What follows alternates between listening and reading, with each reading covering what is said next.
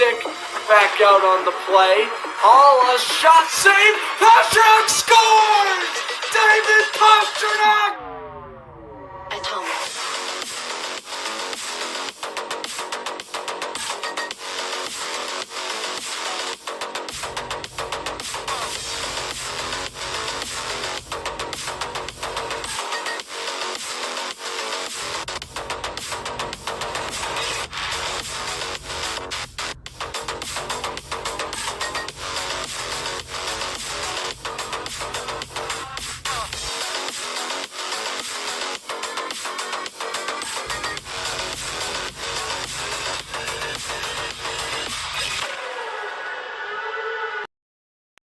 How's it going, everybody? I am Rap Fluff from Fluster Sports Zone, and welcome to Week 8 action of the 2023 NFL season. 5-2 Jaguars going to Acoustic Stadium to take on the 4-2 Pittsburgh Steelers, and a good old-fashioned classic tussling it out AFC North rivalry from the 90s.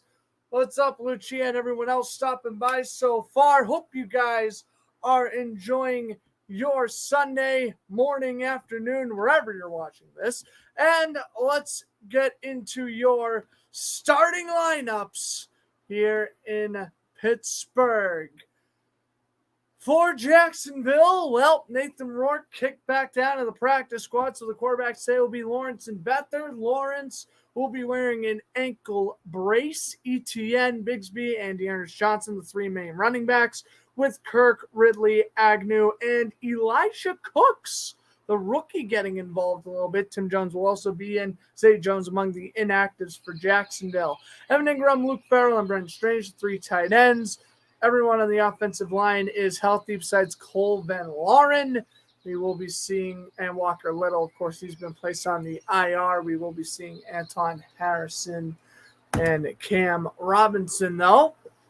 With the defensive side of the ball for Jacksonville, Roy Robertson Harris, Jeremy Ledbetter, Angelo Blackson, and Foronzo Foskey will be on the defensive line. As for the linebackers, no Yusur Abdullah. They still have Josh Allen, Devin Lloyd, Chad Muma, Alcon, and Dewan Smoot, and Trayvon Walker, who might also be playing edge rusher today.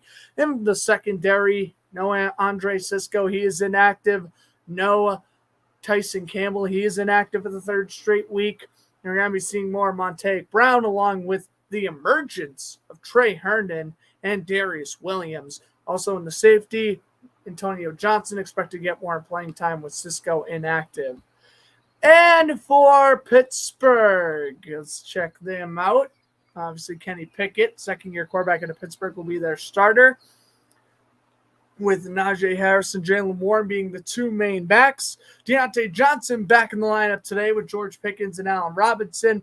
The tight end is going to be Darnell Washington, the rookie tight end, along with the help of Connor Hayward and Rodney Williams. As for the defensive side of the ball, Cam Hayward taken off IR, but he is not expected to play today, so the D-line is going to look something along the lines of Adams, Neal Loudermilk, and Larry Ogunjobi. In the linebacking core, you obviously have Alex Highsmith and TJ Watt, two players to keep an eye out for there. Of course, in the secondary, Pittsburgh could also kill you there. No Levi Wallace, but Darius Rush and Joey Porter Jr. are back in the lineup, along with, of course, the free safety Minka Fitzpatrick.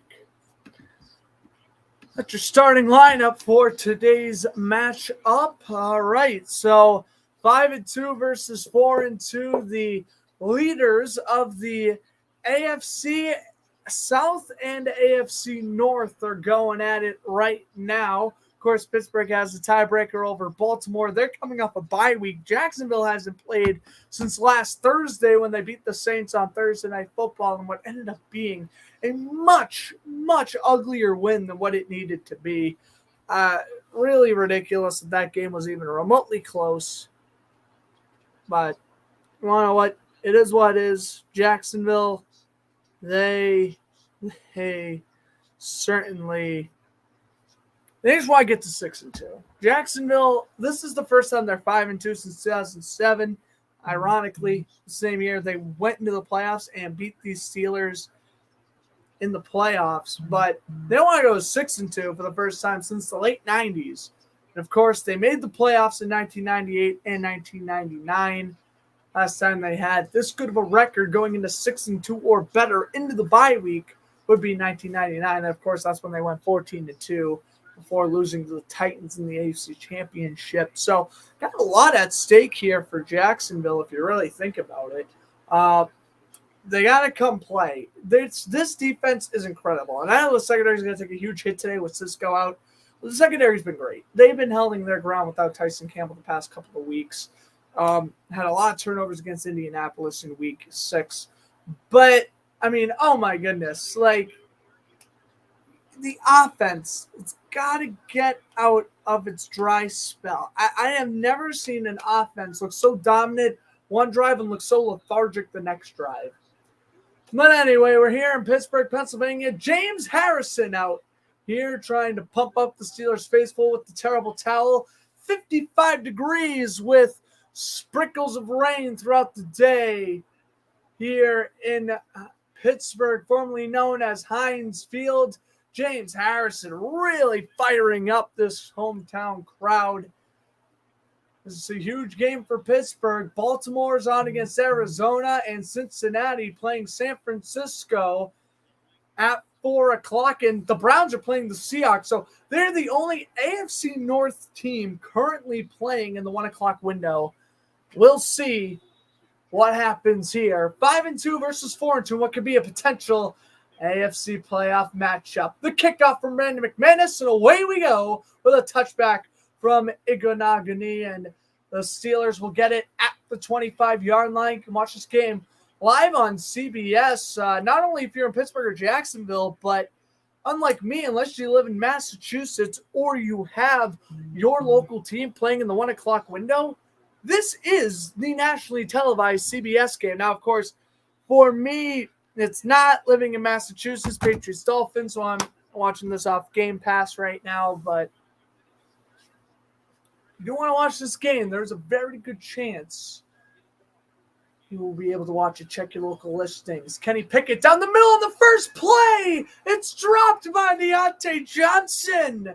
And Johnson was running right up the middle, wide open. Jacksonville playing cover 2 right at the gate. Oh, my God. Well, I mean, Deontay Johnson's got to make that catch again. I know he's coming back from injury, but that's how you explode right out of the gate with like a 40, 50-yard gain. Instead, it's incomplete. 2nd and 10 for Pittsburgh here at the 25 off the touchback. Johnson sticks in the game to the right. Hayward in motion from left to right. And shotgun is Pickett. Handles the snap. Pickett under duress. And down he goes. Allen and Foskey getting the sack. It's Trayvon Walker as well. 3 white uniforms swarming Kenny Pickett, and they get a sack. 3rd and 15. Well, Pickett had retrieved the snap from the center with one hand. Walker and Allen. Pocket collapsed on Pickett. And Trayvon Walker with a huge sack, finally emerging into his own. Now at 2.5 sacks this season. Pickett at shotgun. Jalen Warren, the running back, 3rd and 15. Here's Pickett. Under duress. Rolls out to the right. Flag is down. Throws on the run. And again, the pass is dropped by Deontay Johnson. And then nearly picked off by Devin Lloyd right after. Oh, my God. Deontay Johnson with 2 drops. It's going to be holding against Pittsburgh, so the play wasn't going to count anyway. Jacksonville would decline it. 4th down coming up. Alec Eck, the referee, his first season as an NFL official, first time he's officiating a Jaguar game, to my knowledge. 4th and 15, and here comes Presley Harvin. Been on this team for the last 2 seasons. Here's their first opening drive punt of the season. Or actually, I lied, excuse me. That's out of bounds. At the 37, Agnew does not get a return. For Pittsburgh, I completely read that stat wrong. They have not scored on an opening drive. So far from their first opening drive punt of the season. And here comes Trevor Lawrence now. Last 12 starts, he has 16 touchdowns to 5 picks on the season. I believe 8 touchdowns to 3. 5 touchdowns to 1 interception during this 4-game winning streak through the game winner, Christian Kirk, last week in New Orleans. Of course, Jacksonville playing in London, then they weren't at home for 2 weeks, and they're heading into their bye week next week. Jacksonville wants to sit nice and pretty at 6-2 and honestly put the AFC South on a stranglehold lead. Here's Lawrence looking for Ridley, incomplete, and Calvin Ridley one-on-one coverage against Joey Porter Jr. That'll be the matchup to watch today. 2nd and 10 coming up for Jacksonville. Already a minute into this game, Pittsburgh has punted. Jacksonville trying to score on their first drive. They are, of course, in their white uniforms with teal pants, Pittsburgh, and their normal black uniforms with yellow pants. 2nd and 10 for Jacksonville. Tim Jones in motion, shifting from left to right. Lawrence, inside handoff. ETN. A gain of 3, brought down on the play. And it's going to be 3rd down and about 7 coming up.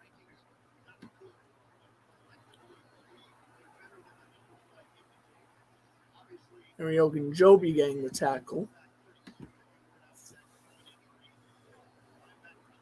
That linebacker core, Smith, Watt, Cole Holcomb coming over from the Commanders.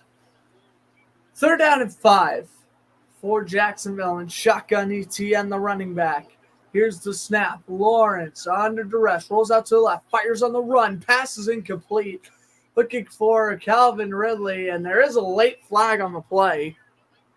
A late flag, and this could be pass interference on Pittsburgh. Number 42, James Peary, may be the guilty party. I gotta really see the replay, but it looked like there really wasn't enough contact to really call anything, and the referees are going to have a long discussion about this. And it is going to be pass interference against Peary, so Jacksonville gets a 1st down off the pass interference penalty. Lawrence kind of underthrew it.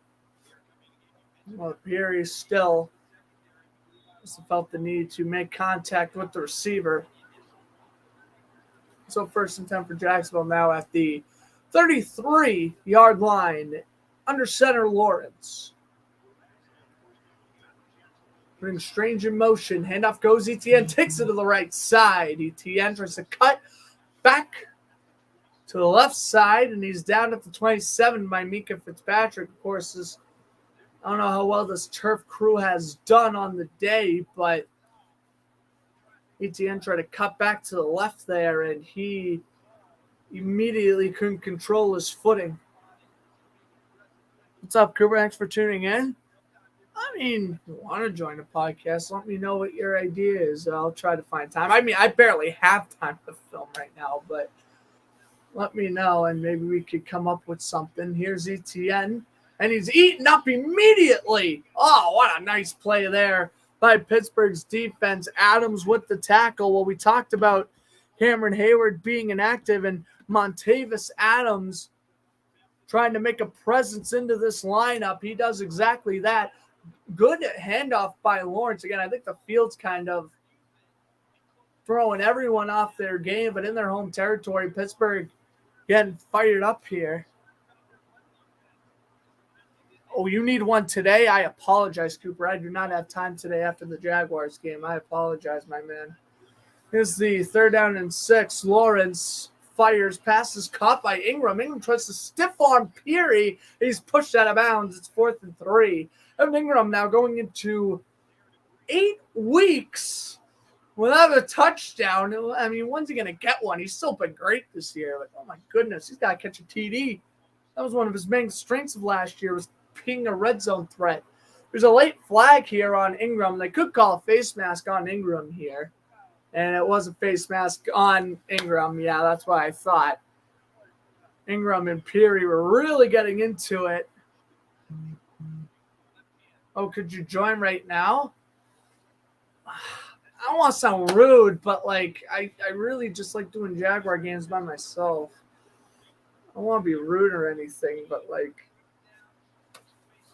I just like to broadcast games by myself unless, who's ever in the room's in the room. No one's in the room right now.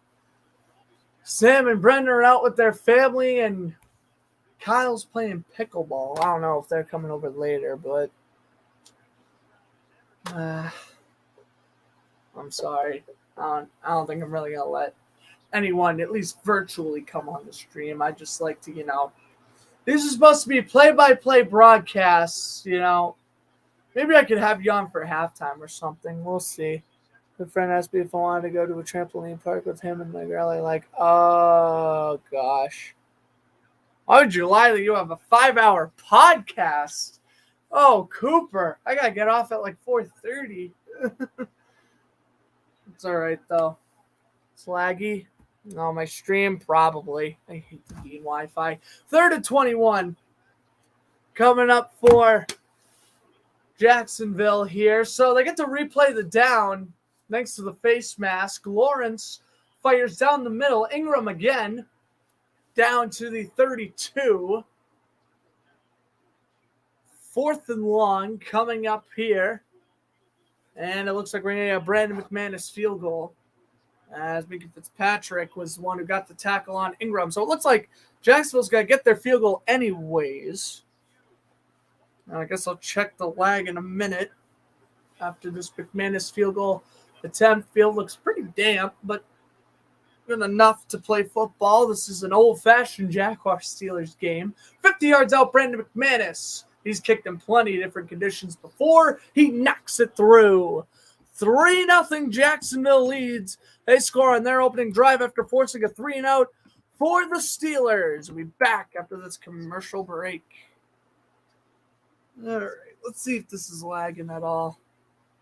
Is it? It probably is. Oh, yeah, I'm out of data now. It's going to make this even more impossible to check. Oh, no, this is fine. It's fine for now. Appreciate everyone stopping by. Sunday afternoon. It's rainy here in Mass. It's rainy over there in Pittsburgh. Well, 3-0 Jacksonville leads. Brandon McManus knocks it through.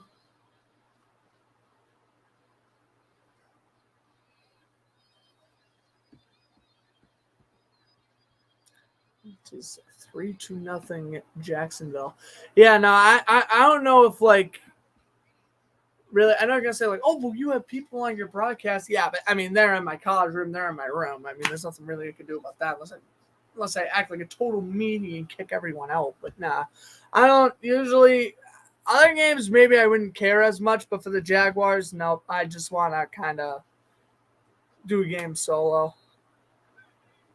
Or have an actual color commentator, if that makes sense, because, well, no offense, but I know you live in Mass, and you aren't getting this game right now. You're getting Patriots-Dolphins, so it just doesn't make sense for me to, I guess, ruin the flow of the broadcast. But, man, yeah, the opportunity to hang out with your girl, you got to take that opportunity, my man. Got to take that opportunity. Dating advice for Grand Flood. Kidding, that would never be a series, literally ever. All right, so commercial break. Let's take a look at some of the other scores. So for the AFC South, we already talked about the AFC North side of things. The rest of the three teams playing the 4 o'clock window. AFC South, I know the Titans and Colts are on now. I think the Texans are on now as well. They're playing Carolina, yeah. Let's take a look at the rest of these scores league-wide. Philadelphia punts on their first drive. That's interesting. So it's still 0-0 between the Eagles and the Commanders. The Giants are up 3-0 over the Jets. Cowboys are up 7-0 over the Rams.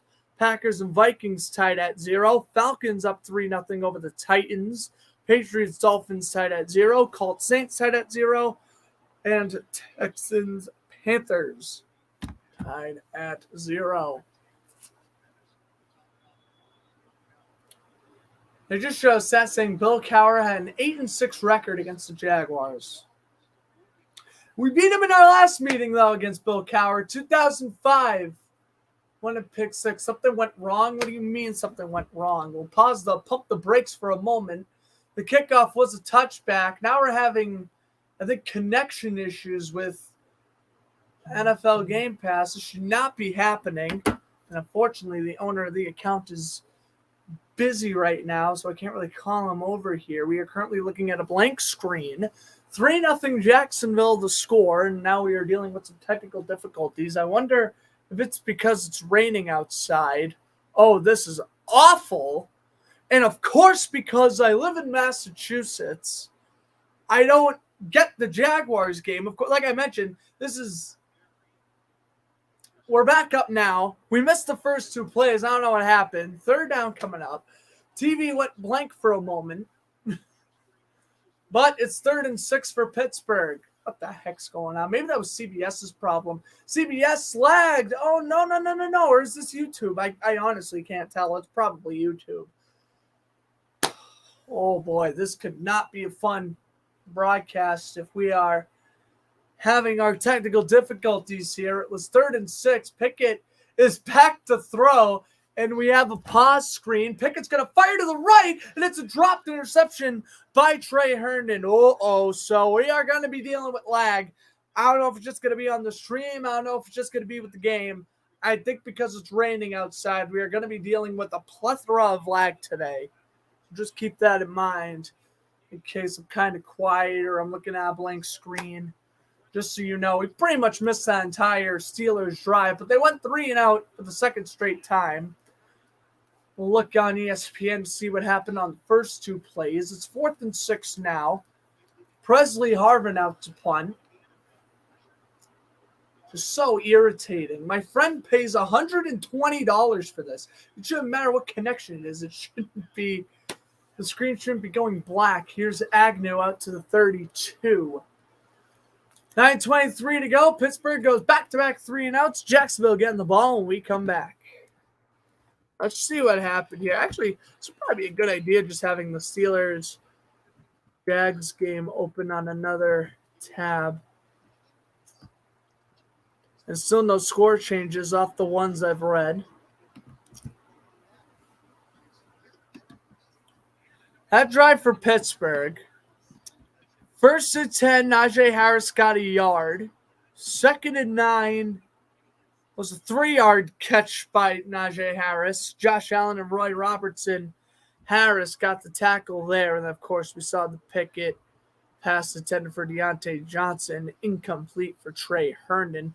That should have been an interception, by the way, Trey Herndon. I can't believe he dropped that. But, all right, we're up to date now. Yeah, the TV went black for the first two plays of the drive. My main concern is that it's raining outside. I wasn't really sure how the connection was going to shake up here. And as you know, pretty much for every single Jaguars game thus far, it's been relatively good weather outside. So, I don't know. And now it's lagging in the middle of our Chili's commercial. How wonderful. By the way, I went to Chili's last Saturday. Try their, what is it? It's like their spicy cheese soup. I'm not saying the right name of it, but go try that. That's elite. I tried it last Saturday. It was great. It was like a cheesy soup. It was really good. Anyways, still a commercial break. A couple of these commercials have been lagging. My apologies, ladies and gentlemen. We're going to be dealing with lag because of the weather today. I really wasn't expecting that. Again, kind of really sucks that the Patriots-Dolphins game is currently on CBS in my location because I would just flip over to CBS. I'm going to let my friend know that he pays $120 student discount just for the games to lag. This is unacceptable on YouTube and NFL Sunday Game Day's behalf, if I'm being quite blunt about it. I guess for the moment we could just keep track of the box score here on ESPN. I really can't say much outside of what I guess is going on, but 1st and 10, 9:23 to go. I think if this doesn't shape up here, I might have to pull the game up on my computer. I'm going to give it a couple more plays, but yeah, no, I think we're going to have to go on First time we're going to be using illegal streaming websites for the season. And Trevor Lawrence has been sacked by Alex Highsmith and Landon Roberts. And Minkah Fitzpatrick was injured. So not only do we miss a Steelers sack, but Minkah Fitzpatrick has just suffered an injury. And unfortunately, we're going to have to... Oh, there it goes. I think we're way behind, though. Oh, we're way behind. Hold on a second here. Now it's up and running, but we're way behind. Unless they're in commercial. Actually, they could be in commercial because Minkah got injured. I'm going to start looking, though, on my computer for other ways to watch this game, though, because I am not dealing with this lag all broadcast. It's going to really tick me off.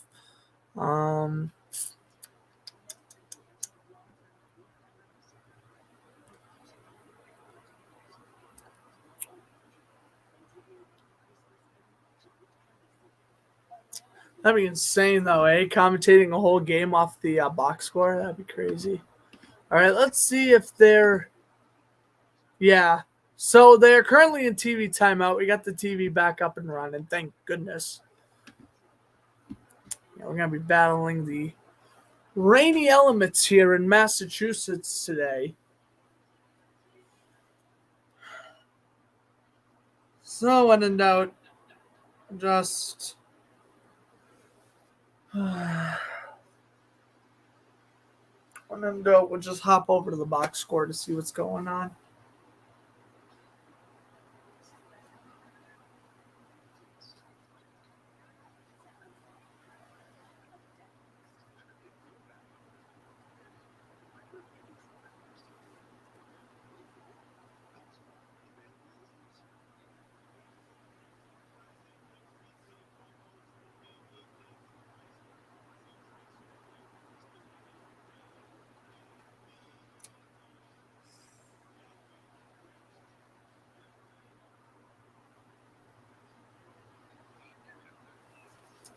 All right. As we're heading on commercial break, so the Jaguars have just lost 7 yards on a sack by Highsmith and Roberts. Minkah Fitzpatrick got injured on the play. Don't really know how. It's continuing to rain. We're actually going to see the replay right here. Minkah Fitzpatrick. Oh, no.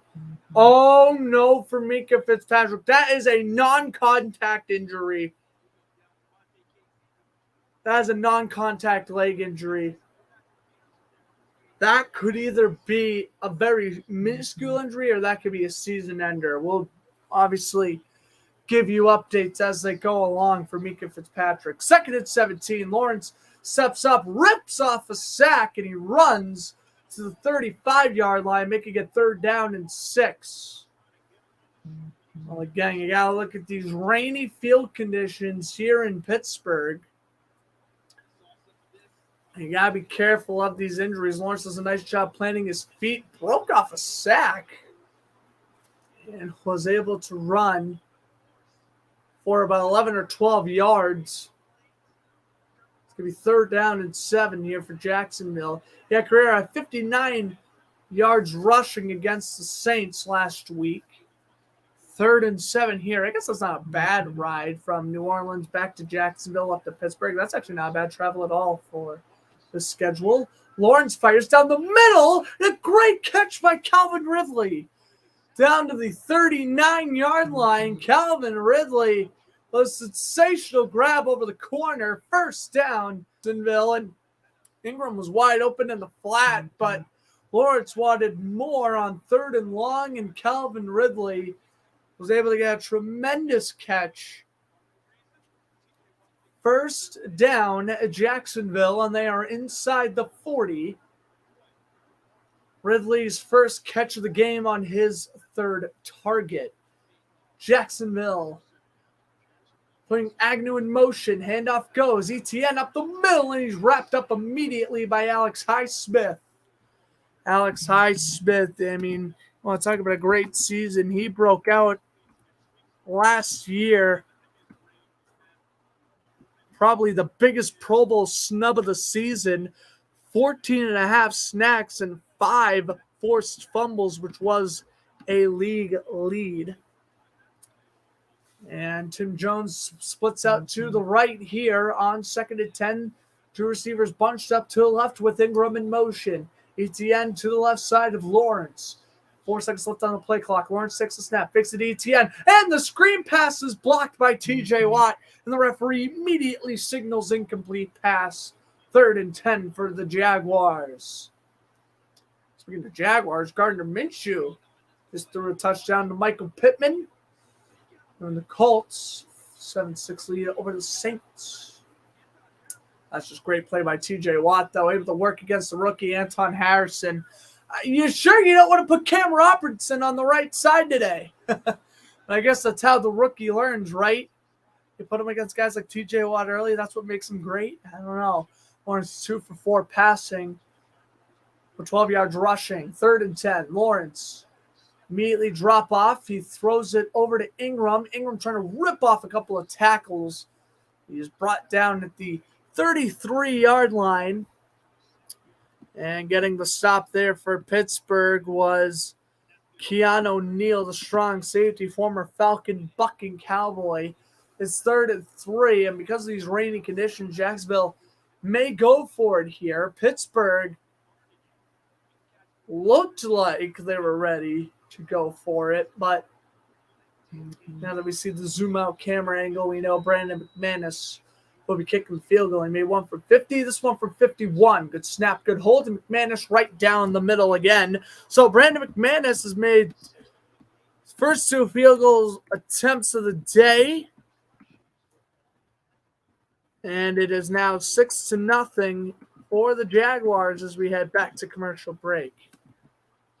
I'm not trying to jinx nothing, but yes. No, nothing glitchy. The TV didn't cut out. Nothing to do with that nature happened on that drive. That's how we want the rest of the day. Bandits, by the way, is now 15 for 17 on field goal attempts this season.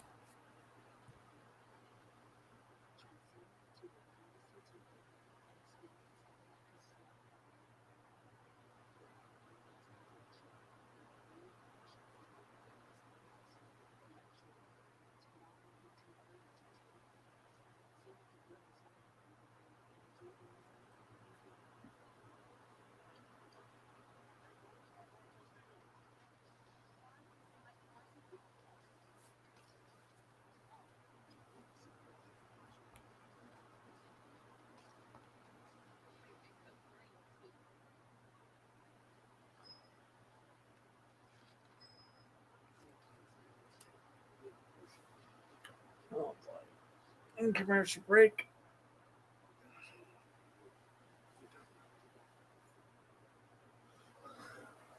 And all right, 6-0 Jacksonville with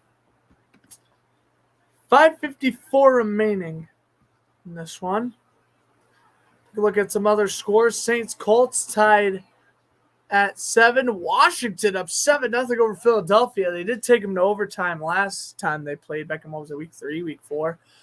Vikings Packers tied at 0. Cowboys up 3-0 over the Rams. That game's almost in the second quarter already. Goodness. Texans Panthers tied at 0. Falcons Titans 3-0 Atlanta. Titans are, of course, wearing their Houston Oilers jerseys today. Giants up 3-0 over the Jets in the Battle of the Meadowlands. And the Patriots are up 7-0 over Miami. Was I their good luck charm going to the game last week? By the way, I had the game-winning Mike Gesicki touchdown on video. I guess I could show that during halftime. We'll also play some NFL grids during halftime. I've yet to do them, so I can't wait.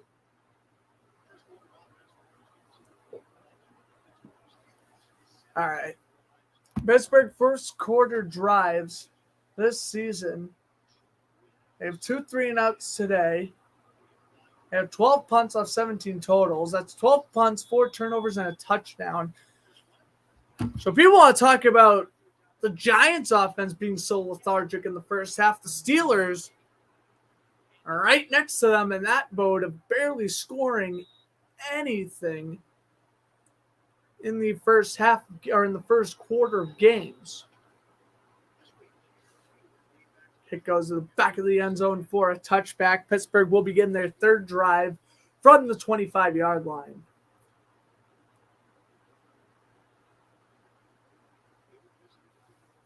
As the stream continues to lag again, so if you are watching this on national television, I do apologize if I'm a few seconds delayed. I'd rather that than the TV just go all out black on me, so at least that's good. Cameron Hayward, he was activated off the IR on Thursday. He is inactive today. He's been inactive since week 2 with the groin injury. Here's Deontay Johnson, his first catch of the game, and he goes down after a gain of 8. Deontay Johnson, his first catch on his third target, second completion for Kenny Pickett, and it's 2nd and 2. Oh, and Miami just tied it up against the Patriots. Interesting there. Keep giving you score updates during every commercial break. Week 8 here in Jacksonville. You know what that means? Next, in 8 more weeks, it's going to be week 16. So here's Warren up the middle for a yard, 3rd and 1. You know what week 16 means? We're talking about playoffs. We're going to be 2 weeks out of the playoffs. I cannot believe that next week indicates halfway through the regular season. I honestly can't believe it. But by the way, DeAndre Hopkins has just caught a 47-yard touchdown from Will Levis. So it's 7-3 Tennessee. Will Levis, the second-round kid out of Kentucky. A nice throw to DeAndre Hopkins. That's his first career touchdown, his first career start. Pickett. On 3rd and 2, he's going to throw deep. Passes underthrown for George Pickens and knocked away by Darius Williams. And Pickett tries to go deep on 3rd and 2. I don't understand the play call. Usually on 3rd or 4th and short, you try to run short yardage plays. It's not the case for George Pickens, and now that is 3 straight 3-and-outs. So Harvin out to punt again, and I would not be shocked if the Boo Birds come out here in Pittsburgh, Pennsylvania. Jamal Agnew with a fair catch at the 19-yard line, and with 4:27 to go, jerseys are already getting dirty. Jacksonville up 6-0. All right, and this is where I say to Jacksonville's offense, I know Pittsburgh's got a really tough defense, especially in the run game. You got to start scoring touchdowns here. It's fine. You're kicking field goals. It's early in the game. Your defense is playing great. But if you learn anything from last week against the Saints, that was do not wait until the late 3rd quarter, early 4th quarter to wake up on offense. Lawrence is playing really well. I'm not trying to criticize them early, but we're getting to that point where, all right, if we have to settle for another field goal on the next drive, I'm going to start to get a little bit worried. But Pittsburgh hasn't even converted a first down yet, so really no need to panic. But you never know. I mean, hey, a pick 6 ties it right. A fumble recovery return. So, all right, back in commercial break.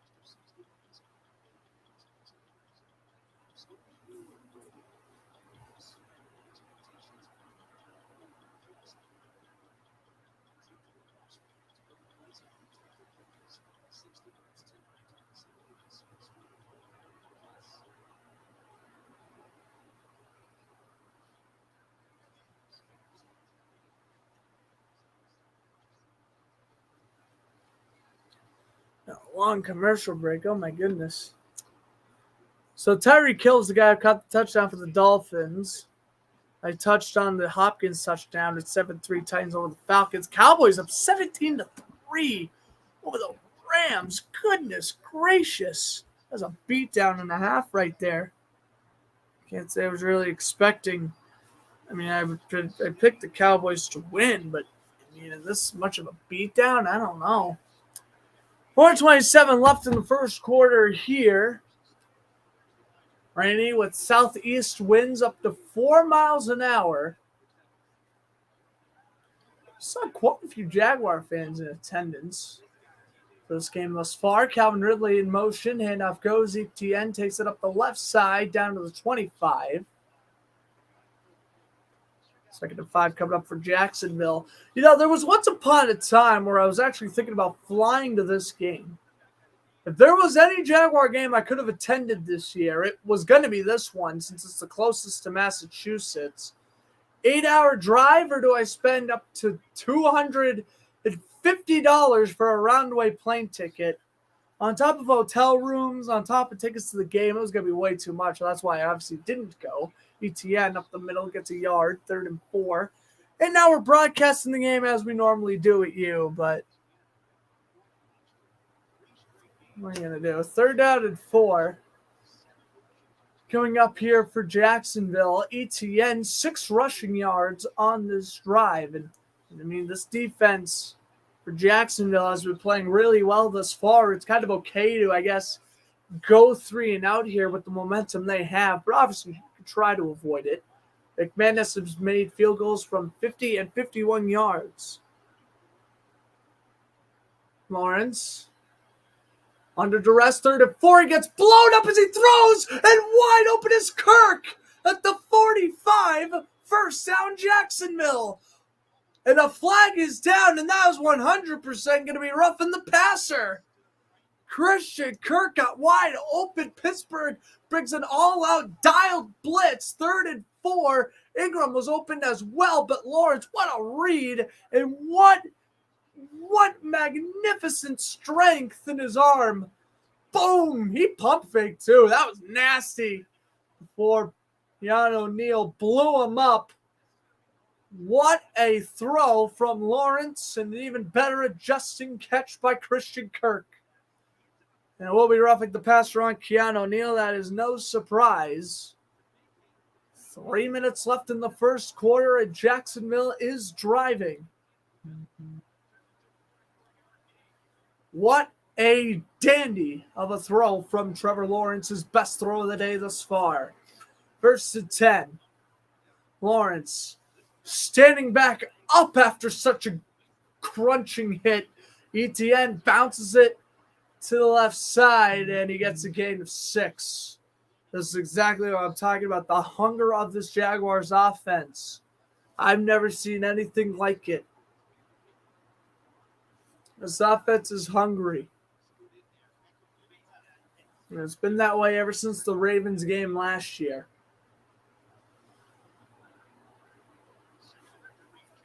Have Kirk in motion from right to left. 2nd and 3 and shotgun Lawrence. And off goes. ETN takes it to the right side and he dives for a gain of 4. 1st down, Jacksonville. There's a flag.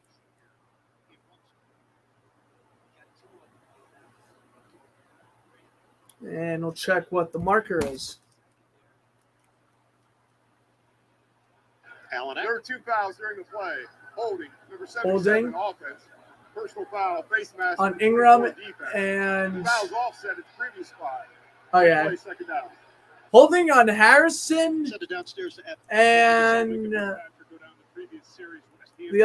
Steelers penalty was on Porter. Penalties reset. 2nd down and 3. By the way, Minka Fitzpatrick will be inactive for the rest of this game with a hamstring injury. I knew right away when that was a non-contact injury. I knew right away he was not going to return, and that is just such a scary situation. Prayers to the Pro Bowl safety, like Minka Fitzpatrick. If it's nothing serious. ETN gets nothing, and it's going to be 3rd down and 4. I was told by a couple of my friends I should try to broadcast with the announcers on.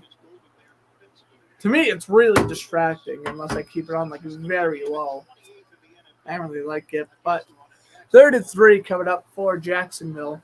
So in case you ever hear, Ian Eagle or Charles Davis. That's why I'm kind of testing that up today. But really, outside of the penalty announcing, it really does no wonders for me.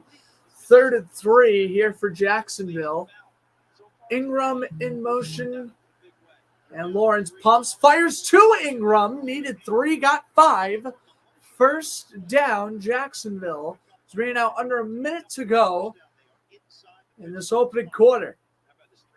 Pittsburgh, Jacksonville, trying to make it 3 for 3 on scoring drives.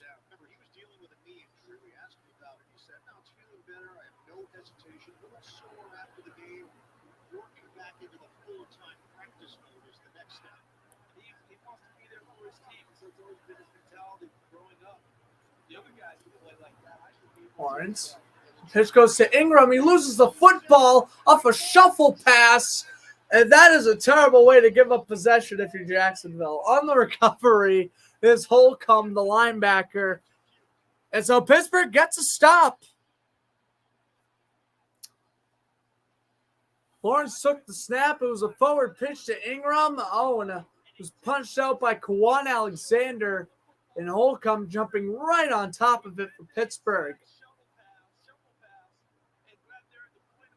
Terrible play call. Absolutely brutal. I don't know why Doug Peterson. It baffles me. And Doug Peterson's a great coach, but it absolutely baffles me. The amount of times that trick plays do not work for this team, yet he proceeds to call them anyways. What is the logic behind this? And there you go. You could have went up 9-0, but no. Let's act cute the second we enter the red zone. Boom, Evan Ingram gets blown up, fumble recovered by Pittsburgh. Ridiculous. And now Pittsburgh doing something fancy. Here's Calvin Austin, and he's brought down by Andrew Wingard at the line of scrimmage. It was a double reverse to Calvin Austin III. He got brought down by the special teams captain, Andrew Wingard. And we're going to head to the second quarter. Here in Pittsburgh, 6-0, Jacksonville leads. And we'll move on here in rainy Pittsburgh, Pennsylvania. We'll be right back after this commercial break. Again, McManus with 2 field goals has put the Jaguars up 6-0.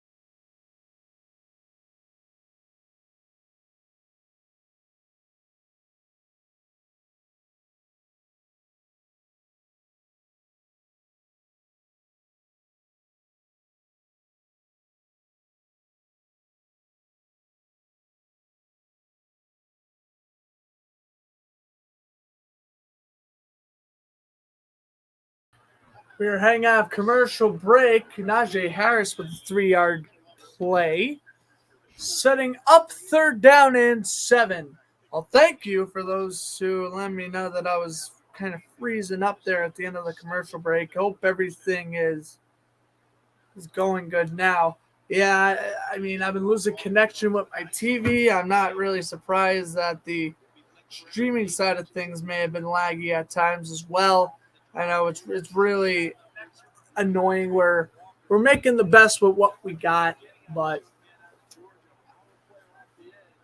it is what it is. Warren, the running back. Here's Pickett. Fires to Warren, and he's going to be wrapped up in a loss of 3. Trey Herndon with the tackle.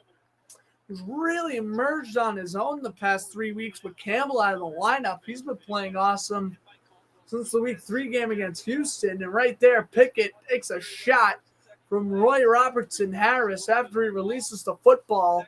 Pickett's a small man, and he gets crunched by a defensive lineman. So Pittsburgh was 4 straight 3-and-outs. Harvin delivers a massive kick.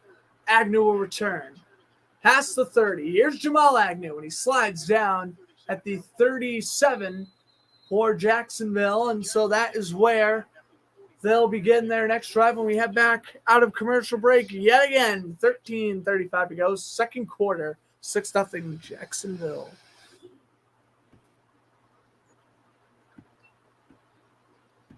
Should be 9-0, but I'm not going to go down that road.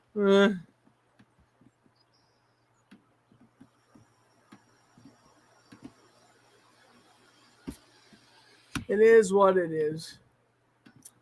I blame Doug Peterson for being aggressive.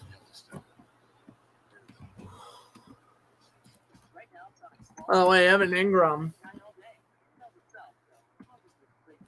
on his career, that was his fumble loss number. I'm trying to look up how many fumbles he's had in his career.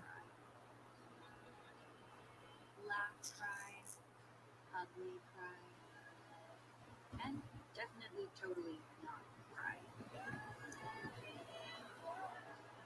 But it's okay. You can always blame it on the altitude.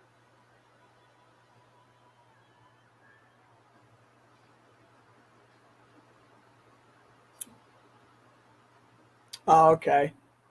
4th career fumble for Ingram.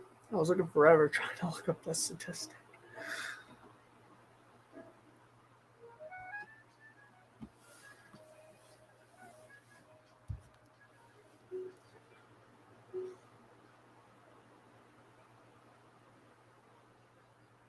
Gosh. I ain't gonna lie, I've been kind of used to broadcasting with other people in the room. It kind of feels weird that there isn't now. I don't know, but I'm just, I'm so used to having a lot of people over, but everyone's either out with family or playing pickleball elsewhere on campus. So we're kind of running the solo show here, which is fine. This is what you're gonna get when it's December anyway, and I'm on winter break for December and the first 2 weeks of January. It's just going to be me commentating by myself in my basement. But my basement will have much better Wi-Fi connection. I don't know why I'm shouting that. I was wound up last night. I don't know what it was, but maybe it was going to the BC game. I'm not sure, but last night I was wound up. I didn't go to bed until 2:30. Oh, goodness.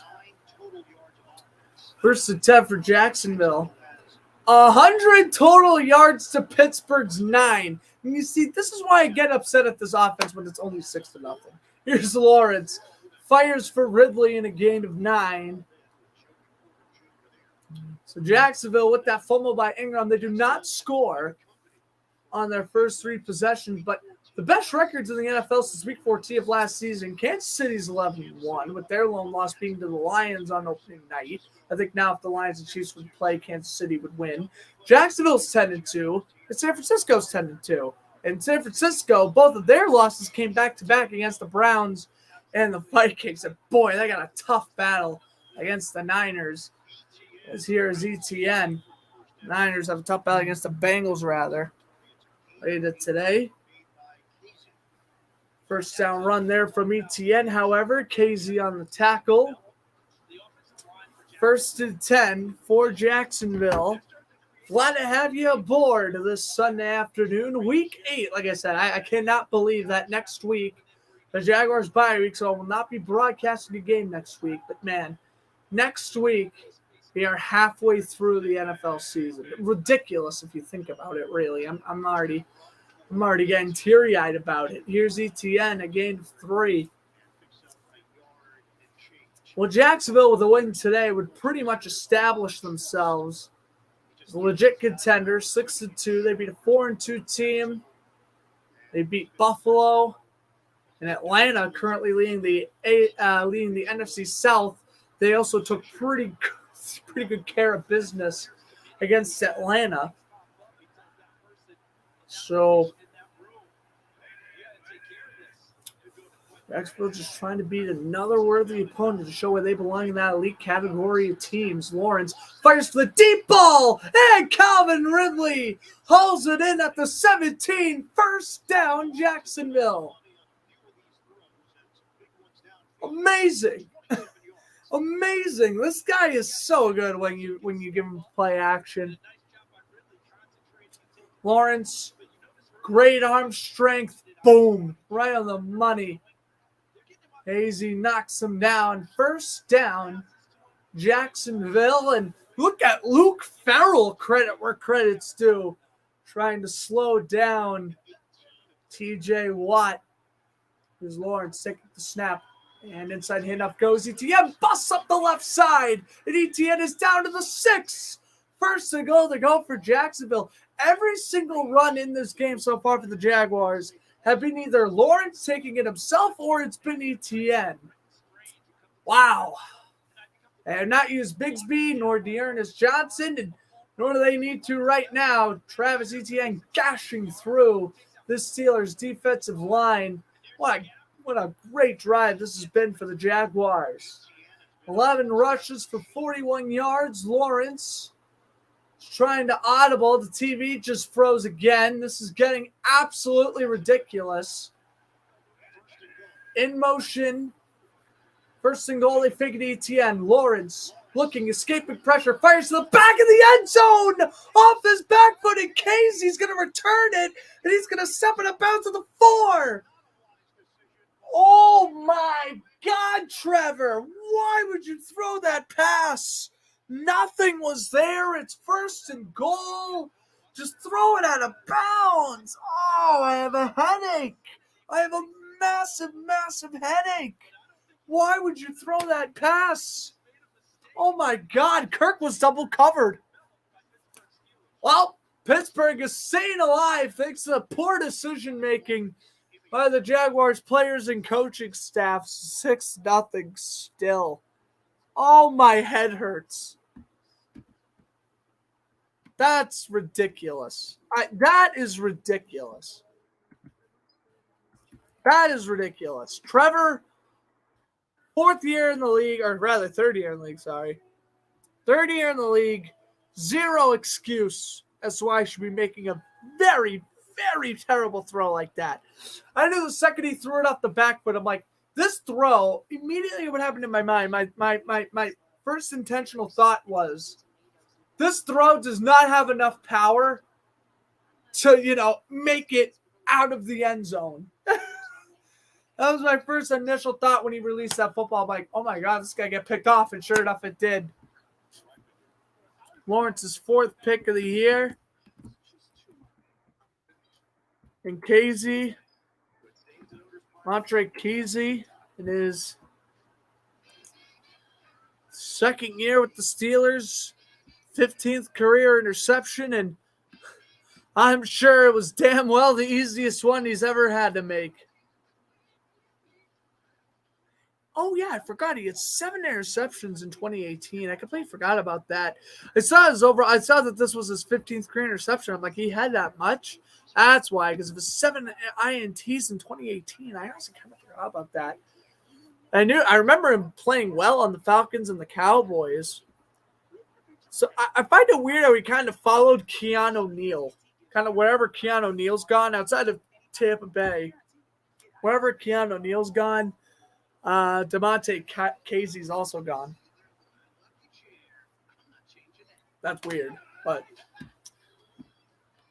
very weird, but whatever.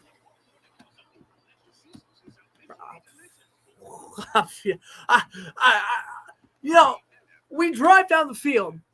Doug Pearson calls a very, why are you calling this play? First of all, ETN is running buck wild right now. He is running wild. And you throw on 1st and goal at the 3-4 yard line? What are you doing? Hand it off to ETN. Or if you're gonna throw, Trevor, good God, at least throw it out of bounds. I think that's what he was trying to do. There was no way he was trying to fit it to Ridley. Well, because Casey returned it, Steelers get it at the 2. I'll quit my whining. Here's the handoff. Najee Harris, nothing there. Rashawn Jenkins on the tackle. The play's over and done with, but my God, Jacksonville should be up by a minimum of 3 possessions right now. A minimum.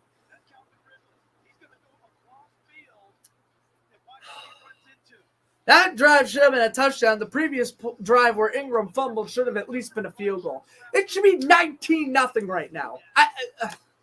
It should be 19-0 or 16-0. Whatever. You get my point. It should be way higher than what it is right now. It's ridiculous. Pickett, 2nd and 9. Fires, and it's caught by Deontay Johnson, a gain of 12. Of course, the one time Pittsburgh is backed up in their own end zone, they convert a first down, their first down of the game. Deontay Johnson's 2nd catch. And now I'm just really disappointed knowing that this defense will not force 3 and out. Pickett and shotgun. Najee Harris, the running back. 1st and 10 at the 15. Pickett. He's going to throw deep, and he overthrows his man. Flag down. Calvin Austin, the intended man. This was an overthrown football. Wait a minute here. Oluwakin might be called here, the linebacker. Oluwakin is called. Why? He held him down, but that was an overthrown football. I mean, if you make contact with the receiver, I guess you got to call it. But, oh, God, I would love to. I wish they never got rid of that rule where you could challenge penalties. I would have challenged that one 100%. Completely uncatchable ball. Really uncatchable, but whatever. 1st and 10 for Pittsburgh. They get off the PI at the 47. Pickett hands it off to Jalen Warren, who bounces off a tackle. Warren brought down at the 49 by Brown. And Oluwakin. I always pronounce it Olkun. It's Oluwakin. Oluwakin. I got to keep that in my mind, Oluwakin. I'll practice heading into 2 weeks against San Francisco.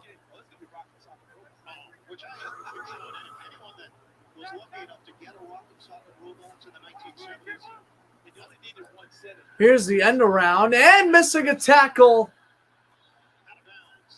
So Austin needed 7. He gets about 9 or 10. 1st down, Pittsburgh. And they showed Trevor on the bench. Well, I mean, no offense. That is all Trevor's fault.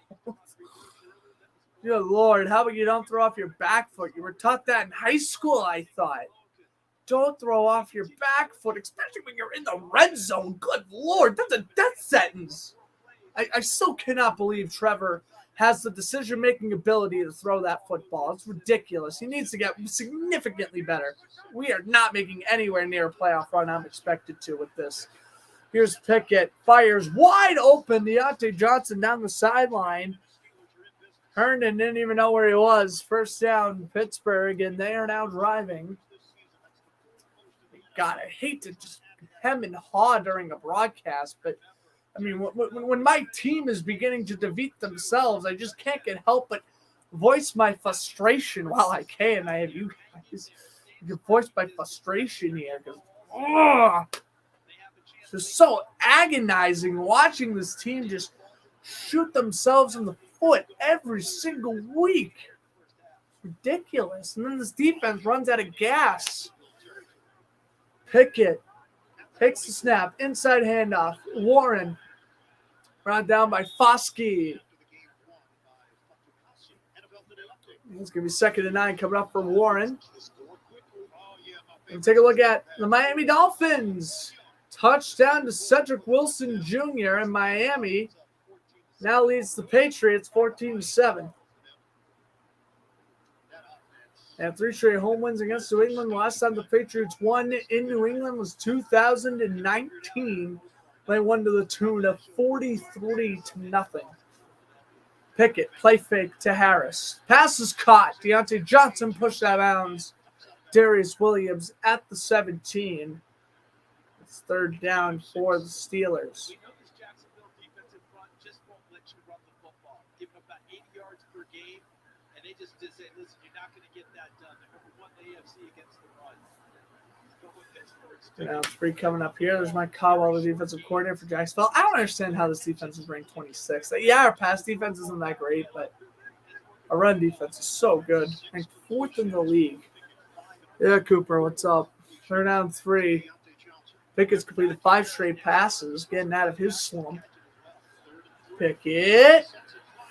High throw, but a great catch by Deontay Johnson. 1st and goal to go for the Steelers. And Pittsburgh is just eating up the majority of this clock. We're already down to 5.5 minutes to go in this first half. We're just over an hour into this game. Great catch there by Deontay Johnson.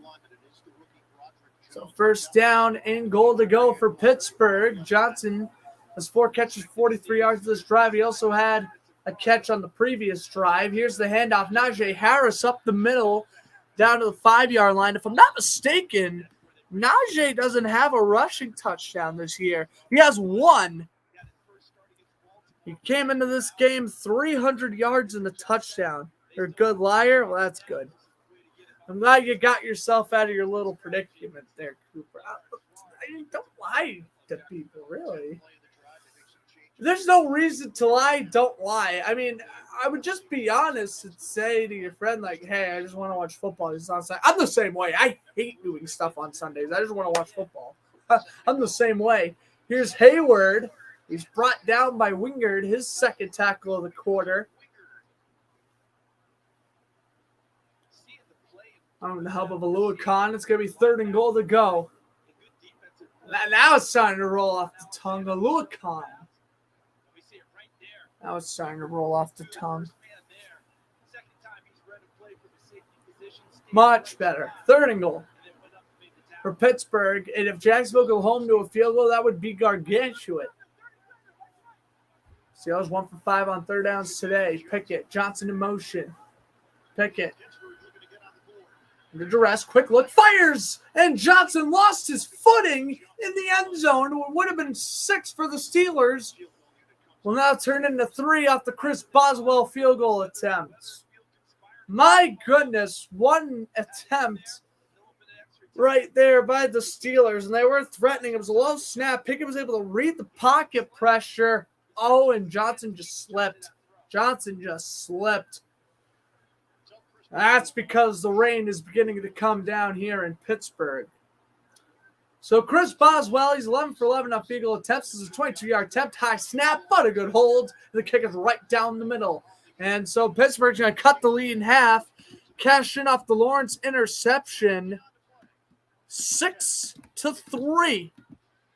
I can't say I'm shocked. We knew this was going to be a defensive-heavy battled game, but, I mean, Jacksonville is almost beating themselves at this point.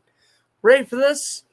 12 plays, 93 yards, over 6 minutes chewed up by the Steelers. Put a W in the chat, so I'm a good liar. Why not? Here's your W. Have your dub.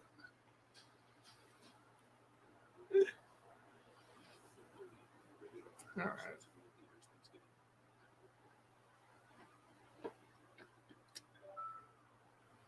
time to spare? Maybe someday. Tonight, Panera. Salted crunchy and thin with one easy swipe. That's Pitt. Freshly prepared with clean ingredients. Panera. There is no way I can put into words what Folds of Honor Scholarship means to our family. All right.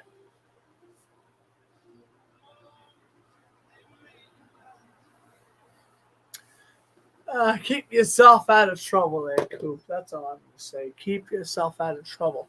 I know Sam's not watching right now, so I'm going to go steal a Swedish fish.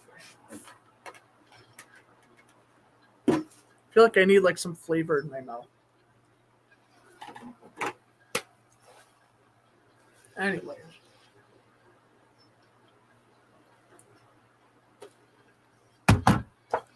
So the Jaguars pissed me off, but they're still up 6-3 because our defense plays lights out.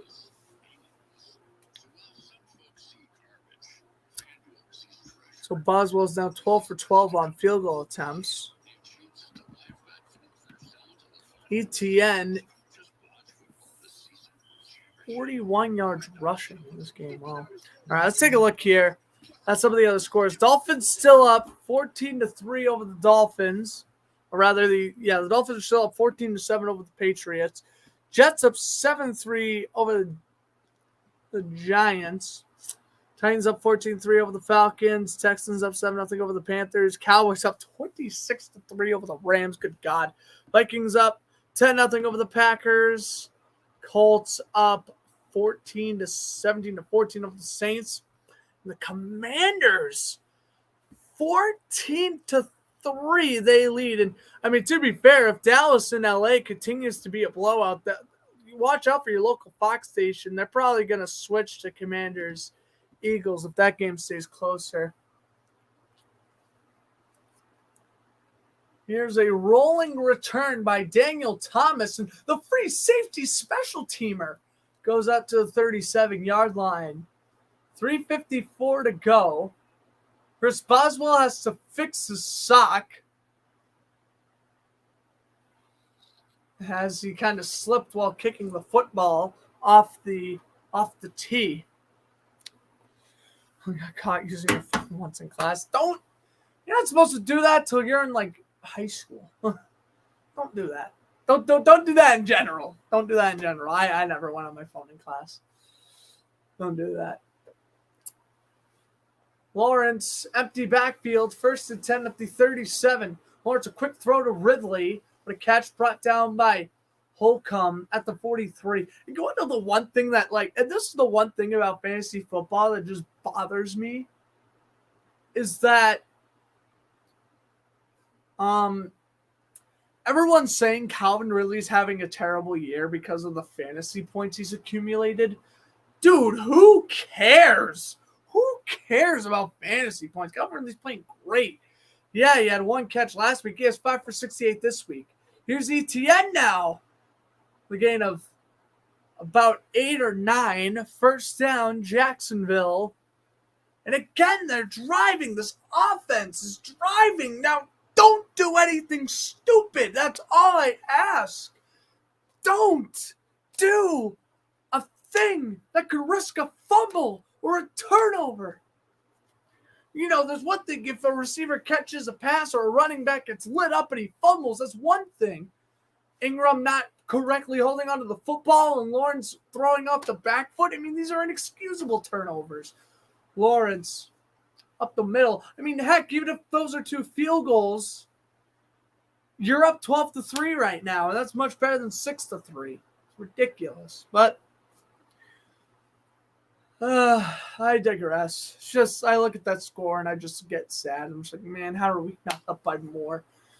When I gain to 3 for ETN, 2nd and 7. Again, we haven't even seen Bigsby or Johnson run in this game. ETN has 54 rushing yards on 13 attempts, and the Jaguars are going to snap the ball one last time before the 2-minute warning here. Lawrence fires down the middle. Oh, and a drop by Christian Kirk. That was right in his hands. And then he immediately looked backwards and he dropped it. And again, kind of just like what they teach you in high school, for crying out loud. You learn this. When you catch the ball, get possession of the ball before turning around. He turned his body and his head around before he could corral the football in. That was another preventable mistake. Ridiculous. Just self-inflicted wounds, man. That's all it is. Jacksonville's just been escaping some of these games because of their own stupidity. I swear to God. 3rd and 7. Lawrence, we hit the 2-minute warning. Wide open is Ingram. There's a flag down. Ingram's brought down to 41 by Case. And let's check the marker.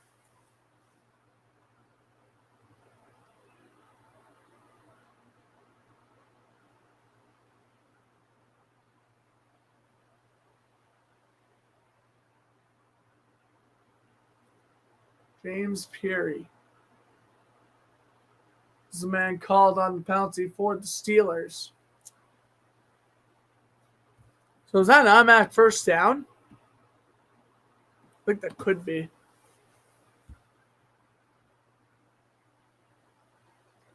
Five yards enforced. And now we've hit the 2-minute warning. So Jacksonville's either kicking a field goal or they have a fresh set of downs. I'm not sure.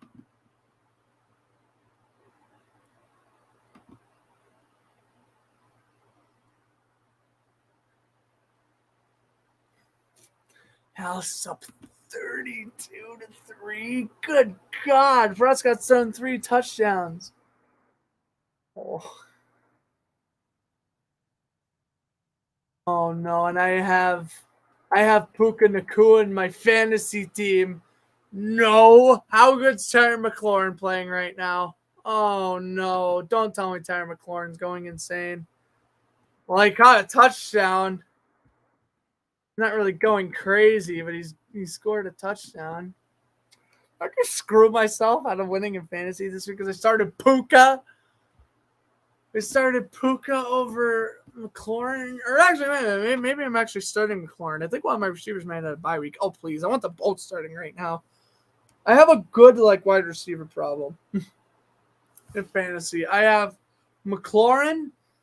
I have Puka. I have Zay Flowers. I have Romeo Dobbs, who just sits on my bench every week, and he puts up anywhere between 8 to 15 points. Tony Pollard only has 1.7 points, so good God. It's brutal.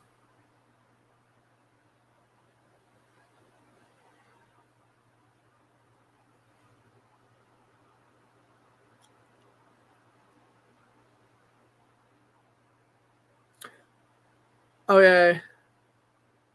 I did not start Zay Flowers. I did start McLaurin and Puka. Puka has 3.2 points in turn. McLaurin has 13 points. Now, I'm not going to be an idiot and say, oh my God, Puka Nacua is a bad player because he had 3.2 fantasy points or whatever he has now. I'm like, dude, they don't work like that. Watch games.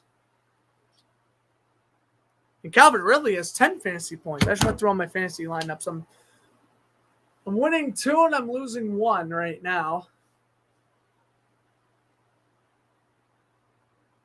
Anyway, it will be an automatic first down for Jacksonville off the 5-yard penalty. Strange in motion. Lawrence takes the inside, or rather he fakes it to ETN. I completely butchered that. ETN off the play action gets 11 yards.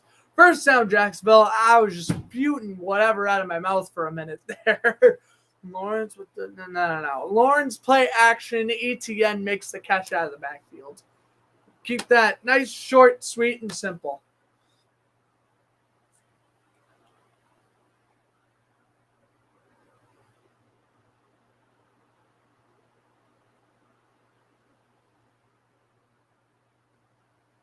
First and 10.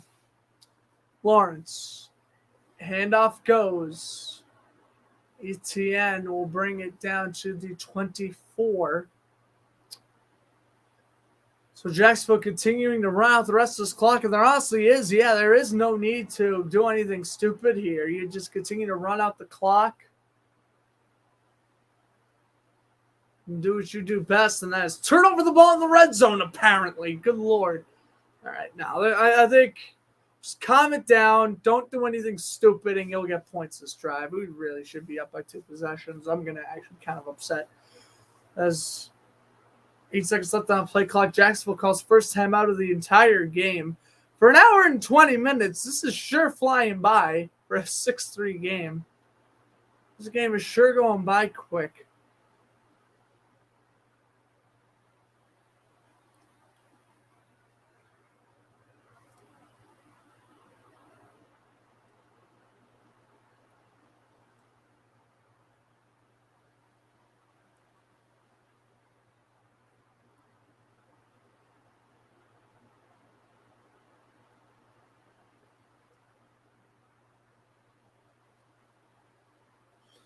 Sam is out with his parents currently. Wondering why Sam or anyone else is in the room. They are either in the Peary Gymnasium or they are spending time with family right now. That's what Sam's up to. He's watching the game with his parents at a restaurant. I mean, hey, you know what? I'll give the Patriots credit where credit's due. The fact that they're only down 14-7 to the Dolphins, man, good on them for that, really. Good on them for that. By the way, Jacksonville leads the all-time series against Pittsburgh 14-13.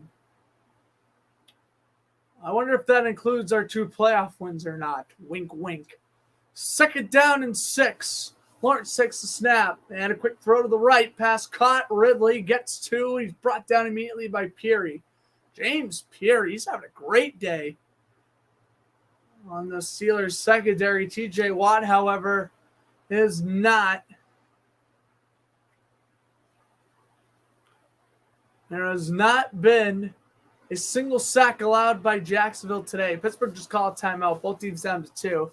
There's not been a single sack given up by Jacksonville today, and Pittsburgh's only allowed 1 sack, so we'll take it. Let's bring Harrison, Kyle, Robert, and Keegan. Sam's bad. That would be funny. Keegan's at home. Robert's probably watching the Patriots in his room. Harrison's probably doing the same, and Kyle is in the gym. I think Keegan's also in the gym. Never mind. They have a little pickleball tournament. Listen, I wanted to play in the pickleball tournament, but if the Jaguars are on at 4 o'clock, I'd be doing that right now too. But no way am I missing a Jaguars game for a pickleball tournament. No way. Especially against Pittsburgh. I mean, it'd be one thing if this was like the week we were playing the Panthers, but like, no. This is way too good of a game to not commentate. As Ingram gets blown up by Holcomb, it's going to be 4th and 2.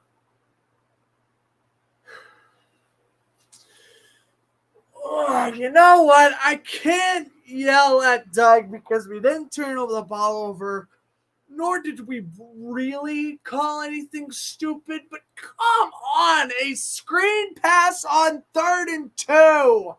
I feel like I'm yelling at a brick wall here. Run a slant, get a first down, kill off more clock. Even if you kick this field goal, Pittsburgh still has a minute to score. I'm baffled. Here comes McManus again. This is the shortest field goal he's attempted all day. I mean, I'm frustrated because, oh my God, I could have run a better offense than Press Taylor. No, I couldn't. But it's nice to think I could. I couldn't, but it'd be nice to think I could. 38-yard attempt. Well, since 38 is my favorite number, that's the good luck charm. Good snap from Ross Myrick, and the kick is good. 9-3. Jacksonville leads in the battle of field goals. Why is 38 my favorite number, you might be asking? Well, I'm about to show you why. My all-time favorite NASCAR look. David Gillen. I'm about to show you why 38 is my favorite number right now.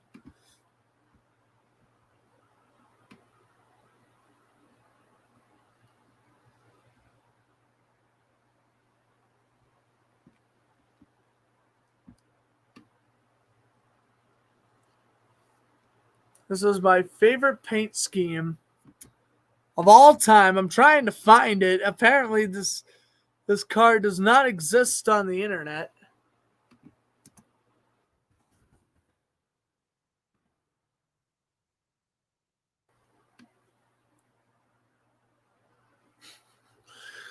We are in commercial. Oh, here's the kickoff from Jacksonville.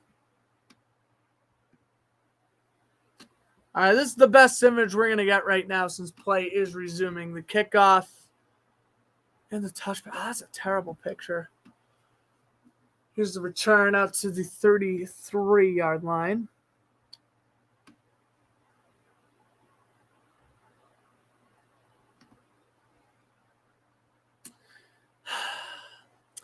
Apparently, this car, you know what? Never mind. I guess we'll show it in a bit.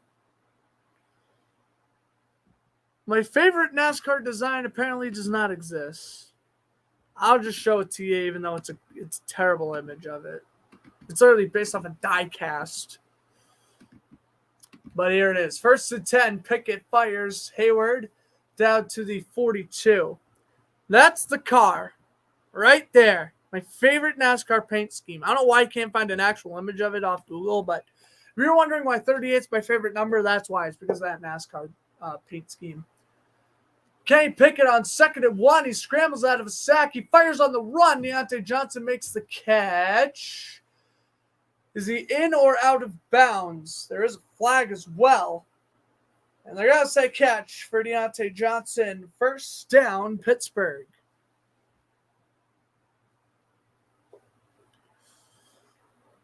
Holding against the Jaguars. Penalty declined on Devin Lloyd, who is the captain of this defense.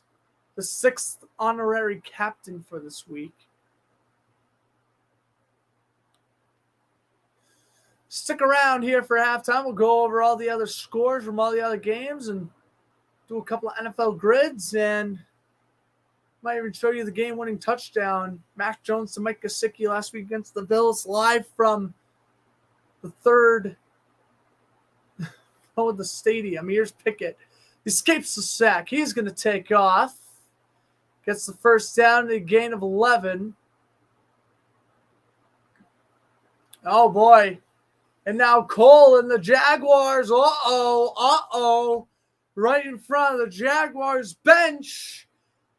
Tempers are beginning to flare. The referee finally separates everyone. Who does Mason Cole think he is? I have no idea. But a 1st down for the Steelers. And there's that little chippy, intense rivalry. Pickett out. That ain't a great play by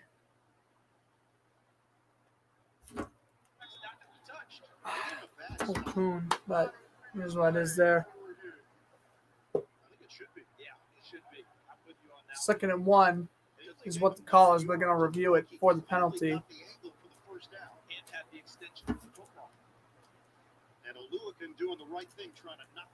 Well, Alukin's just trying to knock the ball out of Pickett's hands.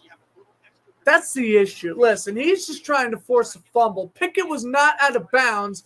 And then Pickett, he was never really, I mean, I guess he was kind of pushed by Alukin, but not really. That was more Pickett just falling out of bounds. He was running forward, and right there, he had to slide. I get why Cole was getting upset, but it almost caused a fight. It was a little ridiculous, in my opinion. Maybe if Lawrence was in this situation, I'd feel a different way. He sees the field, understands it, understands I can get there. Motoring, it does so. I thought Pickett had more than enough for the first. In fact, I thought he got the 1st down by a whole yard. But the officials called that Pittsburgh is short of the line to gain, which has now confused me. Well, what I think they may be looking at, Ian, is if Kenny Pickett fumbles this football prior to stepping out of bounds, then you would have a fumble forward out of bounds and go back to the spot of the fumble. appears to be airborne when he loses the ball. So you go back now to find out where he was last established. Clearly see here that the ball gets knocked off front, then left foot hitting out of bounds. We'll take a quick break as they review this play. There's nothing much else to talk about. I think it's going to be a first down. I don't want to sit here and bore you guys. We'll be right back. Not after this commercial break, but after this first down call. So we'll probably be back in about 30 seconds. That's probably why we have an extended look here from Eck, who's ready to share with us.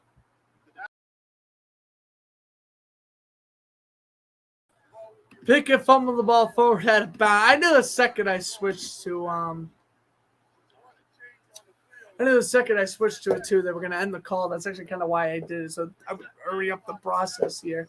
So the call is overturned. It is a first down for Pittsburgh. Pickett fumbled the ball out of bounds. And so Pittsburgh now in Boswell field goal range as they look to make it 9-6. And what we may end up calling the field goal bowl. Jaguars win the field goal bowl. Which is a 10-second runoff. Pittsburgh opted to keep the timeout and reduce the 10. If they take the timeout, they keep the time.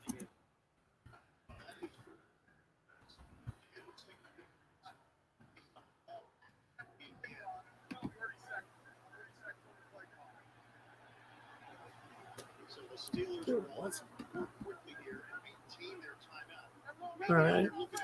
Anyway, 2 timeouts for Jacksonville, 1 for Pittsburgh. Here's Pickett, and he just throws it away into the dirt. 2nd and 10. And now Pickett's hurt.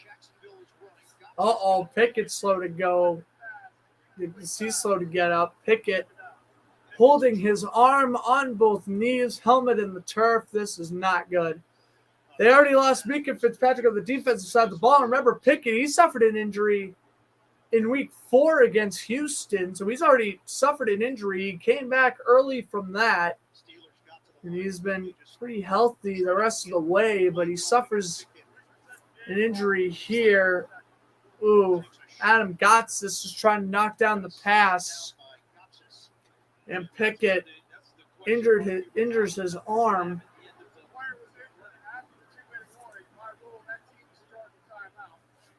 That's just kind of an unfortunate situation. Goss is putting a lot of pressure on the quarterback's body. And Pickett now holding the left side of his body and his hip.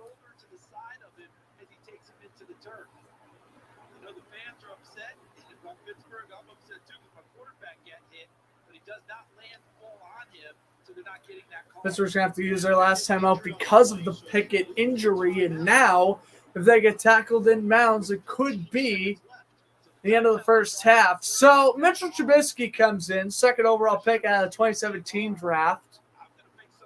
31-24 record as a starter. 2nd year as a member of the Steelers is Trubisky. Low snap here. So Trubisky comes in cold turkey, runs around, throws a deep ball, and it's incomplete. 6 seconds left, and Trubisky's first pass of the day is incomplete, 3rd and 10. And we're going to see how long Trubisky gets to play here. He may start the second half again. Just like Fitzpatrick will keep you updated. Fitzpatrick we know is not coming back. We'll see what's going to be the deal with Pickett. Boswell comes off the field goal attempt with 6 seconds left in the first half. He made his first attempt earlier in the quarter from 22 yards out. This is to send the game at 9-6 at halftime. Boswell, 55-yard attempt. I believe this will be his longest attempt of the season. Good snap, good hold, and Boswell is going to knock it through. And with 2 seconds left, Chris Boswell put the Steelers within 3, and all likelihood send us into halftime with a 9-6 score. Wait a minute, flag is down. And this is a flag against Pittsburgh. That could be huge unless it's after the kick.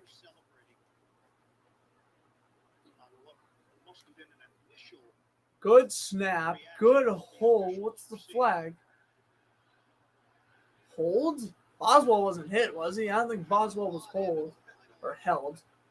28 seconds of his first half. There's 2 seconds left of this first half. Referees just got done communicating. Knows how to navigate this stadium very well. What's up, Brendan? On the right guard, the Wow. offense lining up Okay. over the football. 5-yard penalty. Replay the down. So we get to replay the down. It's not 9-6 yet. Jacksonville went offsides. Big emphasis when you're going for short yardage plays about offensive linemen not lining up in the neutral zone. And I think they're just going to kick the field goal with Boswell anyway. There's still 2 seconds left. Boswell to attempt it again.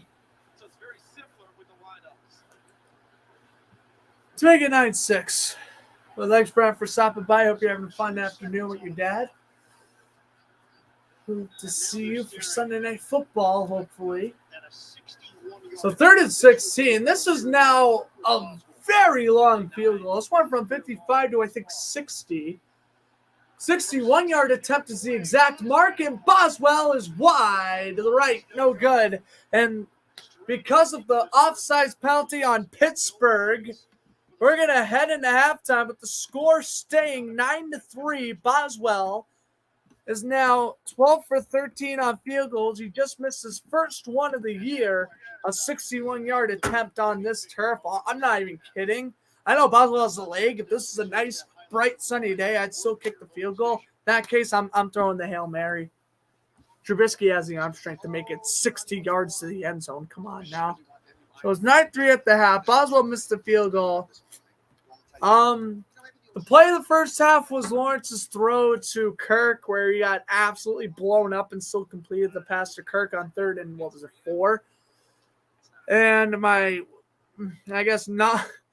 don't know what my least favorite play of the half would be. I mean, Pittsburgh going 3 and out on 3 straight drives. Lawrence throwing off the back foot was egregious, but I'm gonna spare Trevor because realistically, if he threw that ball out of bounds, they'd be fine. So whatever. I'm gonna say Doug Peterson's called to have Lawrence shuffle pass it to Ingram when they were in the red zone. I'm gonna say that was the worst play of the half. I know this is a very typical Jaguars-Steelers game. They're low scoring. I know the Steelers always play low scoring games, right? But this comes to the point where, my God. And when are we going to get some points here? I don't really care how well Pittsburgh does or doesn't do. I only care about how the Jaguars play. All right. Take a look at the other NFL scores before we head into our immaculate grids. The Dolphins are up 17-7 over the Patriots at halftime. The Jets are defeating the Giants 7-3. As you say, Tommy DeVito, I wonder if what about Tommy DeVito, the musician or the quarterback? Yeah, no, the quarterback. I looked him up on Google real quick. Says he's an American musician, but now he's a QB. He replaced Tyrod Taylor? Really? That's crazy. DeVito's in for the Giants? That's crazy. Giants, I mean, we knew not paying Daniel Jones was a good idea, but they got QB controversy over there. Titans, 17-3 lead, or rather 14-3 lead over the Falcons. Will Levis, 2 touchdowns in his first half of play.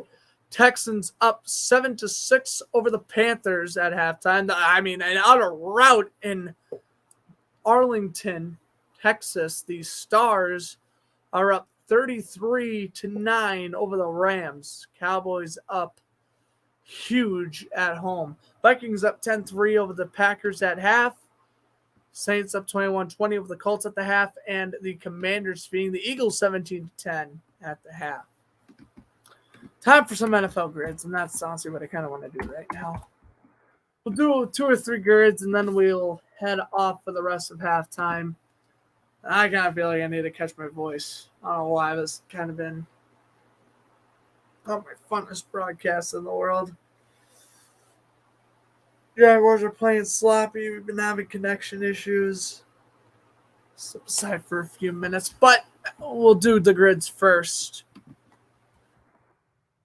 It would be cool to do like an all quarterback one, and actually I think that's what I'm going to do. Oh, Sam's back. How's it going? Hey, just dropping off some stuff. All good. We're in halftime anyway. Hi, chat. Hold on. Doing some grits. How are you, Mr. Smith? You doing well? Doing good. How's your game going? Good. They went in? Yep. Apparently 9-3 at half. Ooh, It's still been- game? It's been a defensive-sided game. Let's put it that much. Hey, I'll give the Patriots credit. They're making it closer than I thought it would be. Yeah, fair enough. Oh, yeah. Tyrod Taylor with 9 passing yards. That explains why he got benched. Okay. We'll do Lions, Bills first. We could do Reggie Bush for this one. I was going to do all QBs, but do Reggie Bush. For Browns, Bills, we'll do another running back, Duke Johnson. I could also not do Johnson for Bills, Texans. We'll do Ryan Fitzpatrick. Of course, this is gets the player who's played a regular season game for both these two teams. Or a playoff game, right? Or playoff game, that counts too. Not preseason, though. We got Lions, Seahawks. What is it? Which is the ring? Jermaine Curse. Oh, that's garbage. Anyway. Seahawks, Browns. We'll go with a fun one here. Charlie See Fry. what I organized. See at the bottom? Very Nice. organized. Haha. Compared to normal. Yeah. Good seeing you, Grant. Good seeing you. All right. See you later, Grant. See ya. That was fun. Sam headed into the room for a couple of minutes there. Glad to see him and his dad. Very nice people. Love Sam's family. Just rolling through a list here. We got Shaquille Griffin. We're going to get Jimmy Ward for Niners Texans. Yeah, I knew they were going to be in here shortly. That's why I wasn't really trying to talk much. Seahawks Lions, Jermaine Curse. So Jermaine Curse signed with the Lions in 2018. He suffered a torn ACL, I think, in the preseason. I thought he came back for a regular season game, but I guess he didn't. So that's why that was wrong. So technically it's right, but, never played a regular season game, so it's wrong. Maybe next grid we'll try to do all QBs because I came up with a lot of I'll show you what I mean in a second here as we get Jeff Garcia, and we'll finish this off with Lions Niners. I got done Reggie Bush for this one too. Seahawks Lions. Can I come up with any more Seahawks Lions players? I can. Michael Jackson. Ow! Not really. Not that one. The cornerback.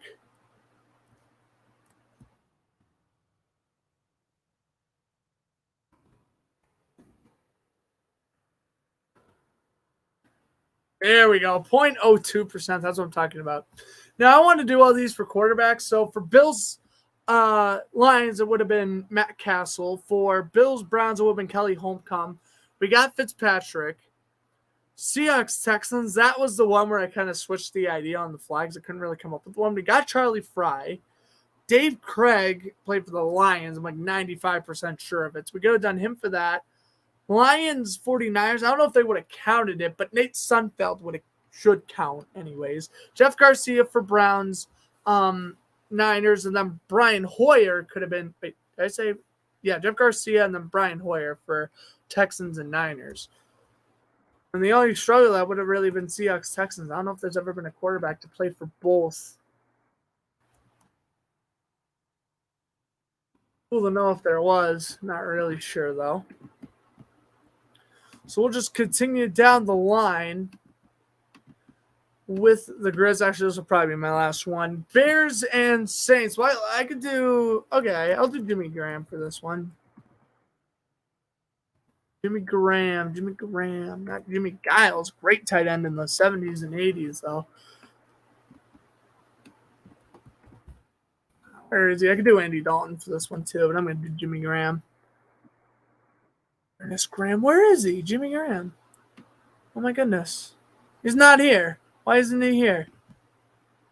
Hello, Jimmy Graham? Oh, my gosh. I could do that other guy, but I know Jimmy Graham's the right answer, so that's why I'm so gung-ho on getting it.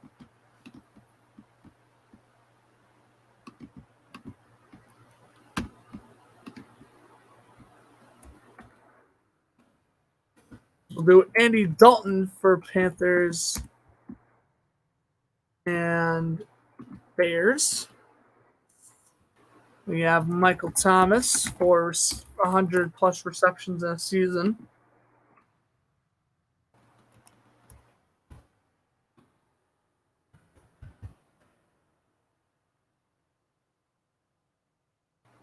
What?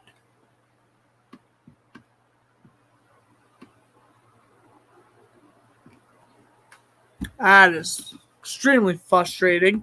We'll do Xavier Woods for Vikings, Panthers, and then for Vikings, Bears, we'll do Rashad Berryman.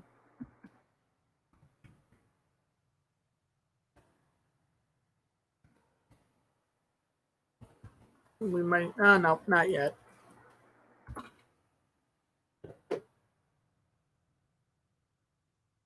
That is, I can't even remember his name. That is extremely, that pisses me off. The Saints 100-plus receptions in a season, this also drives me mental. But since 1999, that's ridiculous. What kind of NFL history is that? Garbage is what it is. The Randy Moss, though. But it is garbage. It's the reason why everyone only cares about recency bias nowadays. It's crap like that. Marvin Harrison. I'm going off on immaculate grids. Good Lord. Okay. Gilmore.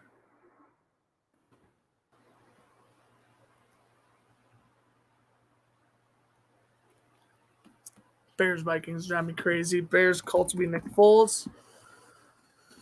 And then Bears Vikings Unique Ngakwe. Former Jaguar. All right, we're 8 out of 9. I mean, this is ridiculous. This is literally ridiculous. I literally got Michael Thomas and they didn't count it, which is stupid. But we'll see you guys for the second half, which I think will be starting in about 5-ish minutes. Stay tuned here on YouTube. Second half coming up here in Pittsburgh.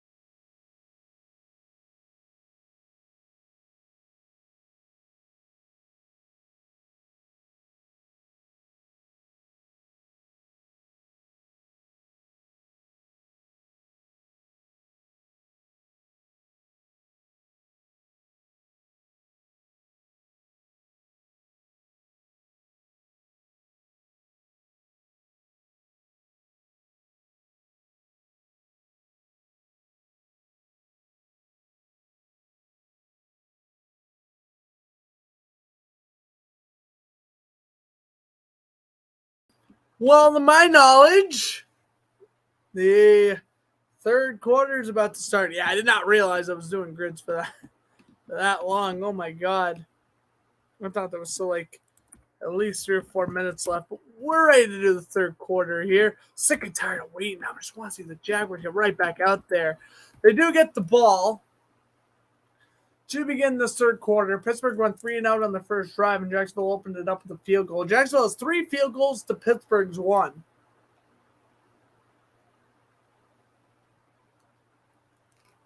As we now enter into this second half.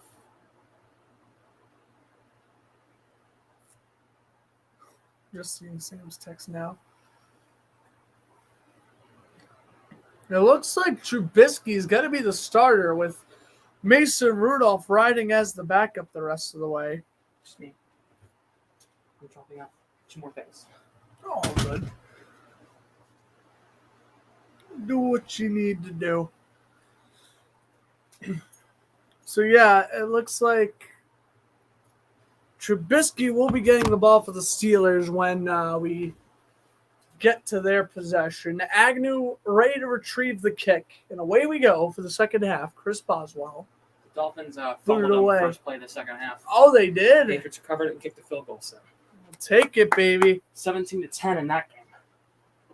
We're watching the game down in the Adams Lounge. Oh, that's good fun. Turned it on down there. That's good fun. So, yeah. I might join you if this game ends early. Yeah, that sounds good. Which I think... The Well, game already started second half. Yeah, about to say, probably not, since there are already 12 minutes to go in the third quarter. Jacksonville going to have to eat a lot of clock here. For those of you score watching, though, the Panthers have just taken the lead over the Texans. So I guess that's good news if you're a Jags fan. I'd love if Panthers beat the Texans. That'd be a crazy upset. First and 10 for Jacksonville up to 25. Lawrence fires Ingram on the catch and a gain of 8.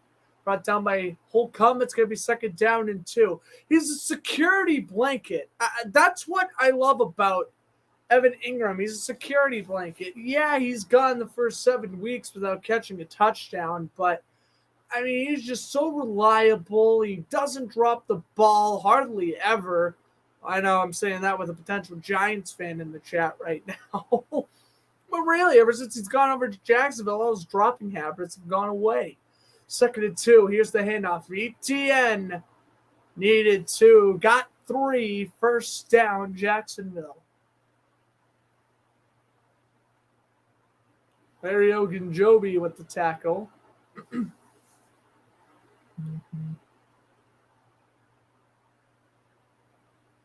Team rushes 61 yards for ETN. By the way, Sam Howell has only thrown 2 incompletions. It's crazy to me. Lawrence. First and 10.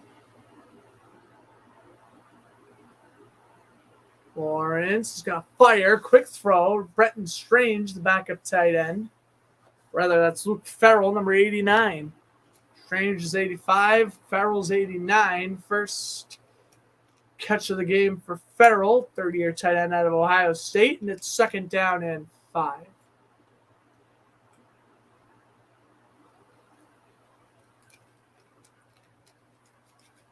Still wouldn't mind some tight end depth, but Strange as a blocking tight end and Farrell as a receiving tight end. They're a pretty good 2 and 3 punch, I would say.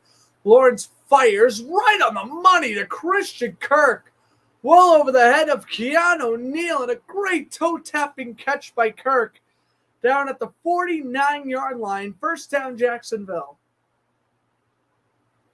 Oh, a beauty. Oh, both feet in bounds. Haul that baby in. Kirk with another catch. Back to the original line of scrimmage. It's second and 10. CBS was slow cutting away from that replay. Honestly, if Jacksonville really wanted to, they'd be wise to begin to kind of, I don't want to say kill this clock, but, I mean, even with the field goal, they go up by 2 possessions. So, see what happens here. Lawrence audibles. But if they can kill this clock down to about the 8-7 minute mark, they'd be in a good spot. Here's Tank Bigsby's first run of the game, and a powerful run at that. A gain of 9.5. He's going to be about a half yard short of the first down marker.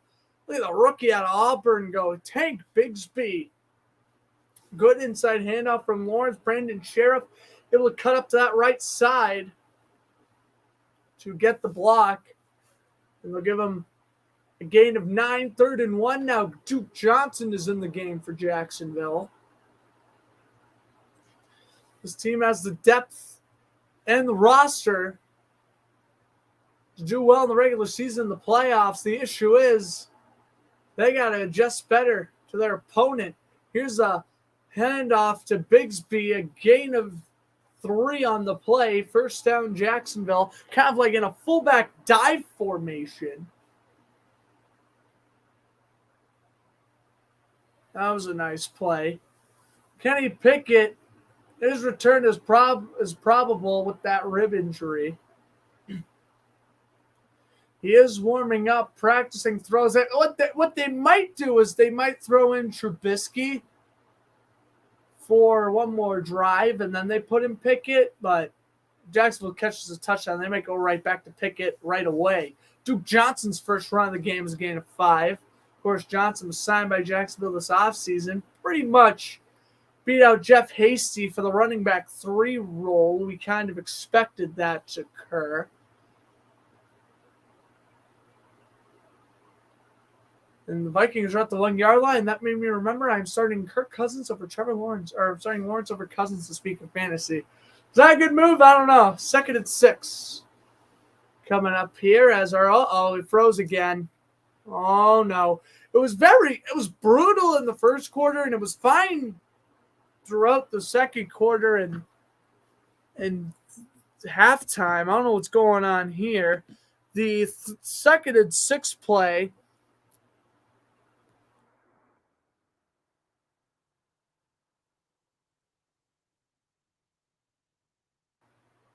I guess it must have not happened yet. Our TV has froze once again. My apologies again. I think it's because of the rain and the weather here in Mass. We are not getting great connection. It's inexcusable. My friend's literally paying $120 to literally watch non-interrupted football, so it's kind of ridiculous, but whatever.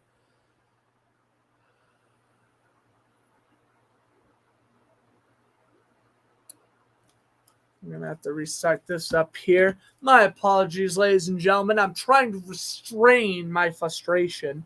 The play is under review. It was 2nd and 6, and the play is under review. Does that mean it was a fumble? Oh, no. We may have just missed a fumble or a great catcher. I have no idea. The first quarter, it was brutal. Second quarter, we were able to manage. It wasn't too bad during the second quarter, but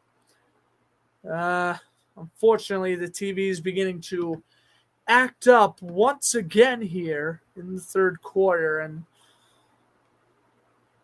again, don't live in Jacksonville or Pittsburgh, so I literally got to rely on game time for watching this game.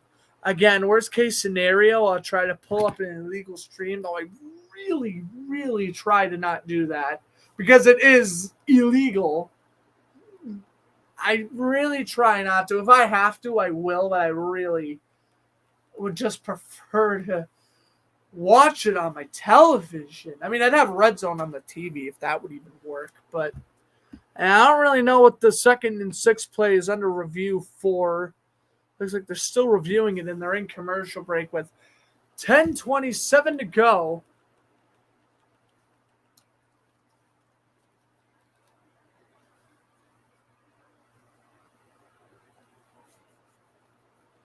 I would hate for there to be like a game-winning field goal and the TV freezes. I exited out of YouTube and got back in.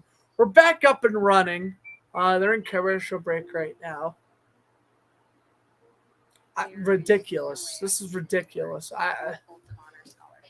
My friend pays $120 a month, and I'm mad because I say whenever we travel somewhere, I say, hey, don't pay me gas money because you're basically letting me borrow your Game Pass. So I'm like, hey, you don't have to worry about gas money.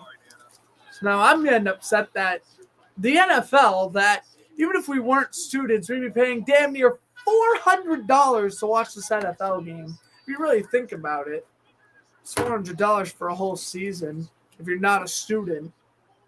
And lagging? What is this? Ridiculous.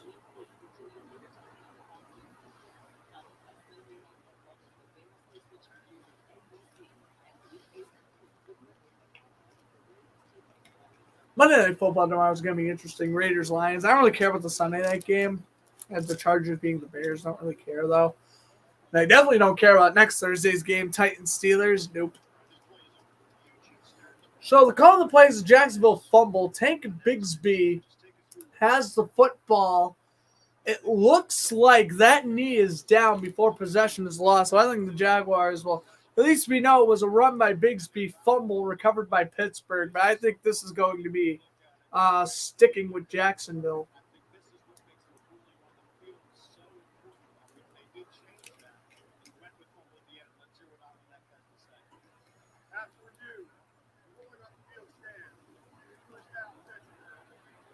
Ruling on the field stands, which was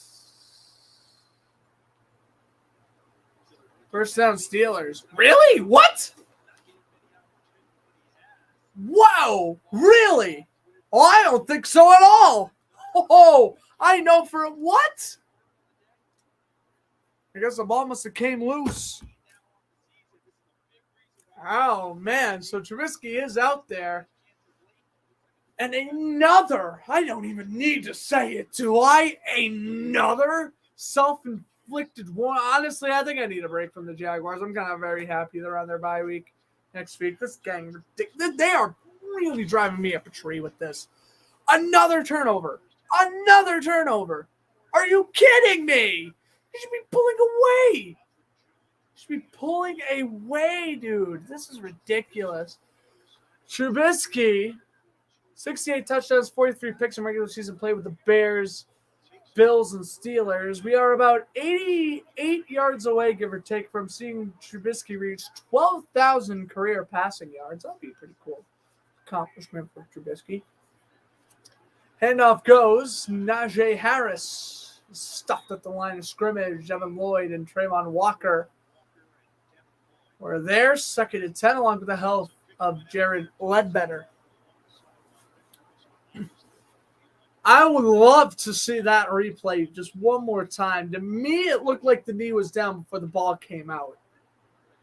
Maybe the ball was jarring, though, by the time Bigsby's knee hit the ground. I don't again, stupid NFL Sunday ticket disconnecting on us here, making it really tough to engage on certain plays. Second and 10, Trubisky fires incomplete. Down the middle, looking for Hayward. Wingard knocks it away. It's third and 10. For Trubisky, replacing Kenny Pickett, who has now been ruled out for the rest of the game. Breaking news. Kenny Pickett has been ruled out with a rib injury. He suffered it on the second to last play of the first half. He got hit by Adam Gotsis, and I guess he has an injured hip and will not be returning. So we will see Trubisky the rest of the way. And Trubisky is swallowed and engulfed by Josh Allen on the sack. And Jacksonville is going to force a punt here. First drive of the first quarter for Pittsburgh was a punt, and now first drive of the third quarter will be a punt for Pittsburgh as well. And Allen coming up that left side, cutting right through the middle, and able to get the sack on Trubisky. Here is Harbin. Agnew, the return man. He's brought down at 30.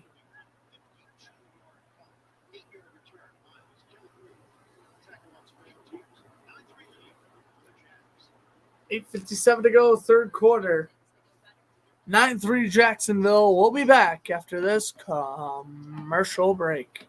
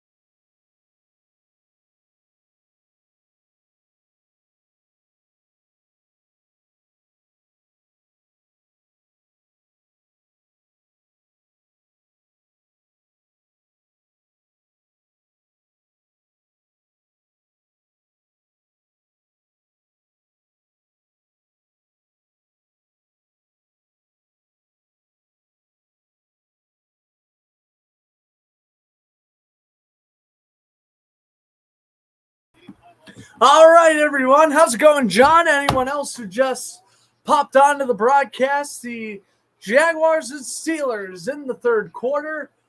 9-3 Jacksonville leads. 3 field goals by Brandon McManus. 1 from Chris Boswell. That's your only scoring update, but a major injury has occurred. Kenny Pickett, who suffered a hip injury, and the second to last play of the first half will not return. So Mitchell Trubisky will be the Steelers quarterback the rest of the way. Jacksonville beginning their second drive of the second half at the 25-yard line off the Josh Allen sack on third down. Again, we could see Mitchell Trubisky break 12,000 passing yards in his career today. Here's Lawrence. First and 10, and he's swallowed up. 4 black uniforms bringing down Trevor, and Lloyd Kirk immediately reacting to Lawrence getting sacked. He runs over there and helps his teammate up. Lawrence didn't have time to throw. He pumped. Watt was in his face. By the time Watt was there, so was Landon Roberts. And so was Montavious Adams. 3, 4 Steelers sacked Lawrence there. Part of a Steel City sandwich there. It's 2nd and 16. Both teams have 2 sacks on the afternoon. Lawrence in shotgun. Lawrence fires on the right sideline, and he overthrows Calvin Ridley. Man-on-man coverage against Joey Porter Jr. Yes, that is Joey Porter's son.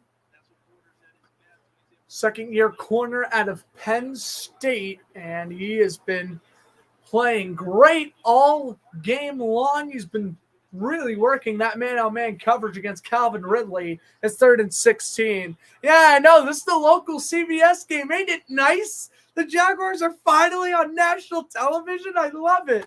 I'm in Mass, though. The Patriots are on CBS here, so I'm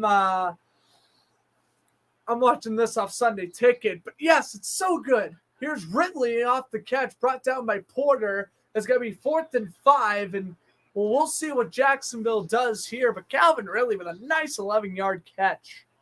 Again, working against Joey Porter. It's going to be 4th and medium coming up here. Yeah, Rams versus Cowboys on Fox. Yeah. I usually tend to watch the AFC games myself, mainly because the Jaguars are in the division, but usually, unless there's like a crazy good NFC game, like Niners-Eagles in Week 13, I'm not really going to care. I pay more attention to the AFC than the NFCs, I guess what I'm trying to get at.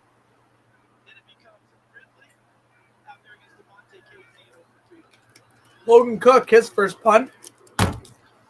First time a Jacksonville drive didn't result in a field goal or a turnover.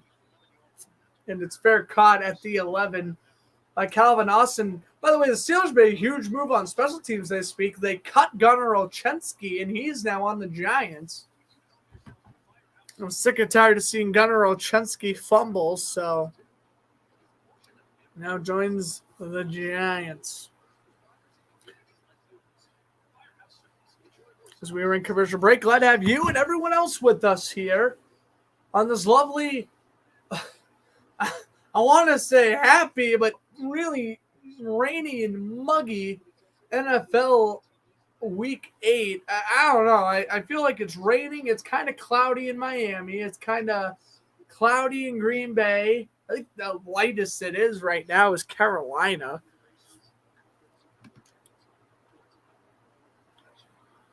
But let's take a look at the other scores. Dolphins have the ball. They are up 24-10 over the Patriots. The Giants take a 10-7 lead over the Jets. I can't believe it. Titans beating the Falcons 14-6. Texans regain the lead over the Panthers 13-12. Cowboys still up 33-17. That's the other reason why, too. If you want to see a closer game, this is closer than Cowboys-Rams. The Rams are trying to come back, but that game's been a blowout ever since the first quarter. Minnesota, speaking of blowouts, up 24-3 over Green Bay. I really thought Green Bay was going to be better than a lot of people anticipated, but I guess not. Saints up 21-20 over the Colts. And Eagles and Washington tied at 17. Well, to be fair, Washington did almost beat Philadelphia in Philadelphia, so maybe it makes sense for them to win in Washington. I don't know. It's raining in St. Louis as well. What a shocker. Hey, how about your boy Jason Tatum, though? He's on a roll. The Celtics are 2-0. We'll take it. I don't know. You probably won't see a Celtics broadcast until I come back home for November or December break, but it's kind of the same thing with the Bruins. But I'll be commentating some hockey. And, I mean, realistically, I have ESPN Plus now. I could really commentate any NHL game I wanted. It would have been cool. I'm not even kidding. I probably would have actually done the Oilers Flames outdoor game if it wasn't tonight on a Sunday, because I'm already obviously doing my broadcast for today. But like, if they played that game on like Wednesday or Thursday of next week, oh my God, I would have loved to commentate the Heritage Classic, Oilers Flames. That would have been so cool. I feel bad that this season's been going on for 2 weeks now, and I haven't even really done a hockey broadcast yet, but we'll get to it. Go Celtics. Yes, sir. All right. Here's Trubisky. Third drive of the game for him. Fix it to Warren. Trubisky rolls out to the left. He's going to take off and slide down after a gain of about 6. Well, we knew this was going to be a defensive battle. I've been calling it today the Field Goal Bowl. Jacksonville should honestly be up 15-3, the minimum, but a Evan Ingram fumble and a Trevor Lawrence interception, both turnovers occurring in the red zone, has left us with a 9-3 score. Here's Warren up the middle. Needed 5, got about 10. First down, Pittsburgh. Look at Jaylen Warren go. He really broke out in week 2. And again, Najee Harris, he only has 1 rushing touchdown on the season. That's probably because of this man. Jaylen Warren wearing number 30 like James Conner did his rookie year back in 2017 with the Steelers. Pittsburgh gets out of the huddle. Trubisky under center. 1st and 10, Pittsburgh. Ball placed at their own 24. Take it to Warren. Trubisky lobs one up, and it's a dropped interception by Darius Williams. Man-on-man coverage against Deontay Johnson. And Williams almost won that battle. Trubisky, good play action throw. Throws to the right side of the field. Williams comes in underneath Johnson. A little bit of contact and almost got the interception, but it fell out of his hands. And that'll leave it at 2nd and 10. Close attempt, though. That was the 2nd or 3rd pick that Jacksonville has dropped today. Handoff goes Najee Harris. Devin Lloyd with the help of Wingard and Herndon will stop Harrison's tracks after a gain of 3. It's going to be 3rd down and 7 for Pittsburgh coming up here. By the way, keep an eye on that Commanders-Eagles game. Washington does have the football. Sam Howell still is playing the best game of his career. Knock on wood. Commanders pull off the upset. That would be crazy. That might even get rid of all the Ron Rivera fire talks. You never know. 3rd down 7. Trubisky chucks it up for George Pickens. One adjustment. Was he in bounds? He was. 1st down Steelers. Oh, George Pickens. His first catch of the game, and it's a beauty. Look at this against Brown. Oh, what a toe drag. Oh, wow. Okay, well, that might be the catch of the game. They're going to review it. I hope Jacksonville isn't using a coach's challenge. Are you kidding me? Doug, save your timeout. Oh, my God. So Doug Peterson, if you can tell by my reaction, a coach's challenge, the challenge that I'm very confident in the Steelers winning this. So Jacksonville's going to be down a timeout. Are you freaking kidding me? Why are we challenging this? This is a catch. Let's see right here. Pickens has a catch. One. He maybe didn't get that second foot in, but I think they're going to count as a catch. All right, I'm about to head to the restroom while we're in commercial break, so I'll be right back in hopefully about a minute. Don't go anywhere. Steelers may have just converted a first down off a tremendous catch by George Pickens. You are watching a Jags fan and a Steelers fan at the same time. Oh, it's like urinating tree or Chelsea Adonis on right now? I don't know, but we'll be right back after this commercial break. Don't go anywhere.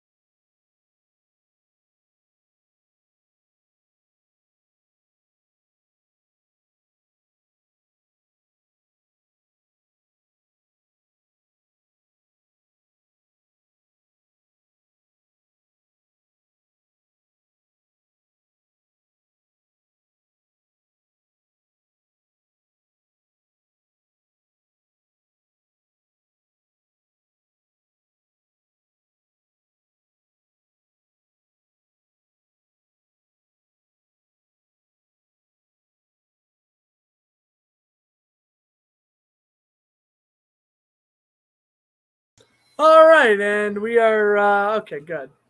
Still in commercial break. Jason's Realm is a Steelers fan. Another small channel. That Grossi rated? Really? Jason's Realm. I'll look him up. I'll drop him a quick sub.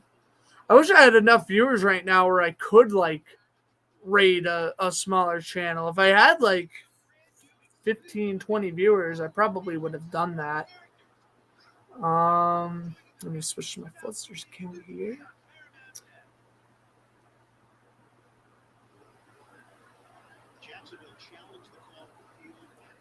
Pittsburgh Jacksonville challenged, and the call has been overturned. So I guess that pinky toe must have just went out of bounds for George Pickens. So now that's 2 targets in that one.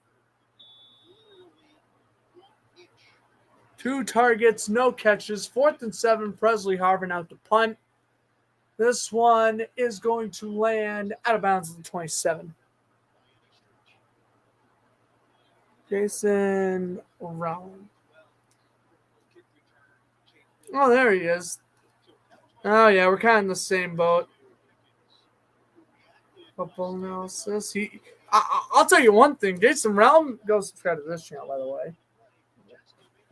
John's the only viewer, but for people who may be watching this after the fact, he's got me beating the thumbnails. I'll say that much. He's got me beating the thumbnails. I should announce that this could potentially be my last stream on StreamYard because of the low viewers. I'm thinking about switching over to Streamlabs, so I could have a much more appealing scoreboard than just this. So that's primarily why I wanted a new scoreboard, and my roommate uses Streamlabs. So he was like, "Grant, I'll just teach you how to use Streamlabs." I was like, "Okay."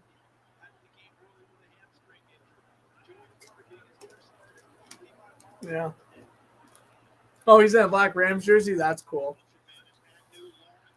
Lawrence, incomplete for ETN, 2nd and 10. Well, I like to say we're undefeated wearing MJD this year. So, I want to keep MJD on, but we've been playing so bad offensively today.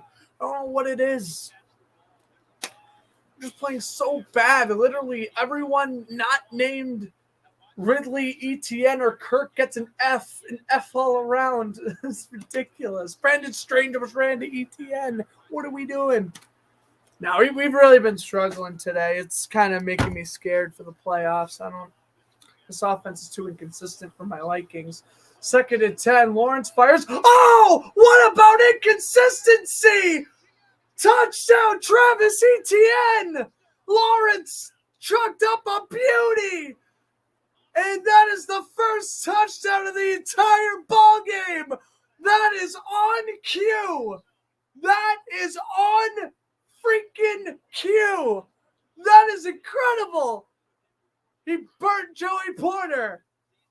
Oh, this offense is too inconsistent. Yeah, Lawrence just said, shut up, Grant. I'll throw a nice touchdown for you. Quit your complaining. 56 yards. Wow. An electric touchdown. Lawrence Etienne out of nowhere. All right. It is 15-3 with the extra point. Oh, no, they got to go for 2. And why not? The pitch, Etienne gets the blocking. And Jacksonville's up 17-3.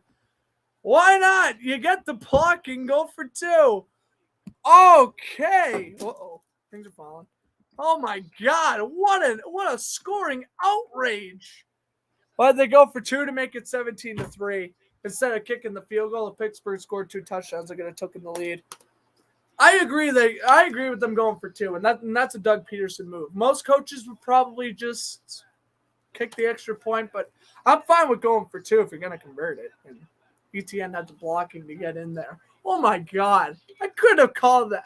That is an announcer jinx and a half on my behalf. Oh, my God. What a great throw by Lawrence, too. Well, the pocket, the offensive line finally gave him a few seconds to throw. That's nice. Right on the money. Travis Etienne out of the receiving game. This guy's been insane this year, man. Give Travis Etienne his flowers. He played great last year, and he's playing even better this year. He headed into today, 504 yards, 7 rushing touchdowns, and in the receiving game, he had, before that 56-yard catch, 196 yards. So he's well over 200 receiving yards, and he is already kind of knocking on the door at 600 rushing yards.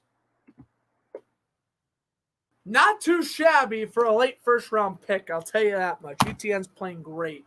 He's playing great. Trubisky's first throw of the drive is caught by Najee Harris.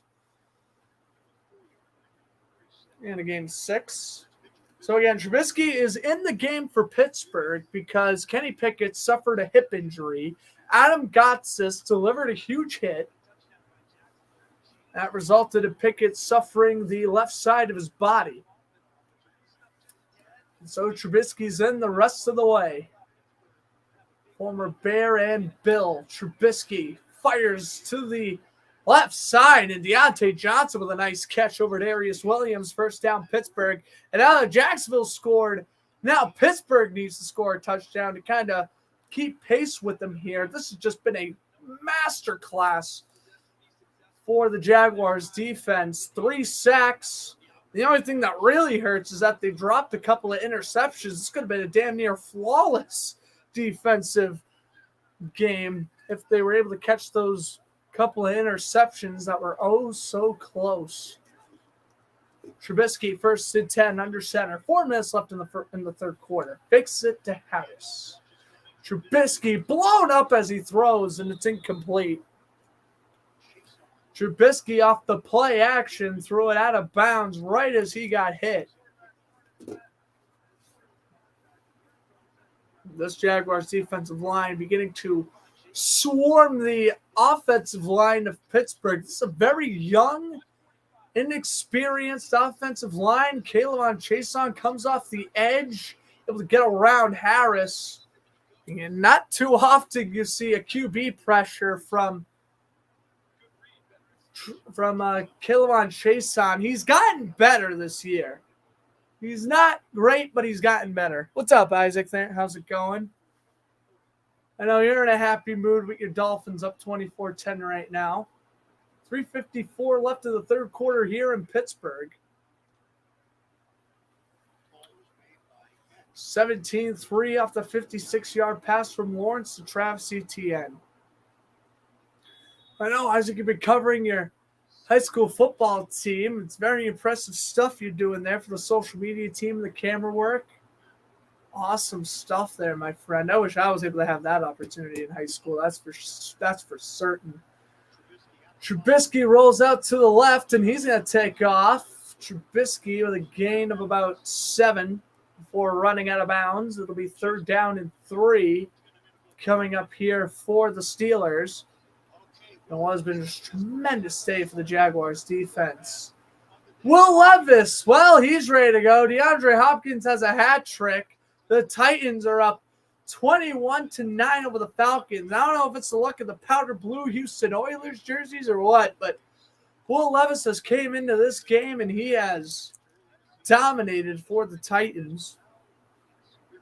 Ryan Tannehill inactive. They might not want to go back to Tannehill if Levis continues to play this good. There's Trubisky, rolls out to the left. And Trubisky still running backwards. Hesitates, throws. What a catch by Deontay Johnson, and he's down at the 40. And now Brown is slow to get up. For Jacksonville, the cornerback. 1st down, Pittsburgh. Trubisky doing what something Fran Tarkenton or Daryl LaMonica would do back in the day. Pumps, runs backwards, runs backwards. I guess Tony Romo kind of did that quite a bit as well. Oh, my God. What a completion. It looks like Brown's all right for Jacksonville, so we're going to resume here. 2.5 minutes to go, 3rd quarter. Again, Jacksonville, their defense has been playing really well. Pittsburgh needs a touchdown to stick with Jacksonville in this game. Here's Warren bouncing off a tackle and getting 12 yards. And a backup running back coming to play for Pittsburgh. Jalen Warren.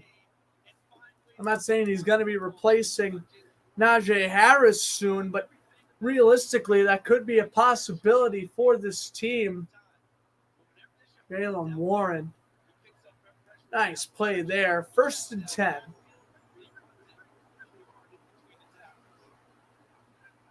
Trubisky in motion. And the handoff goes. Warren again. Gain of 7.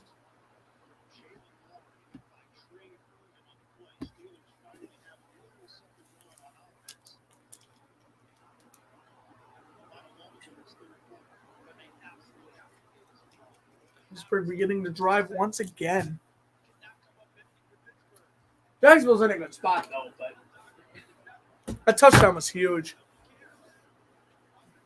Again, if it wasn't for the turnovers back in the first half, it would be even more, but beggars can't be choosers. Here's Trubisky.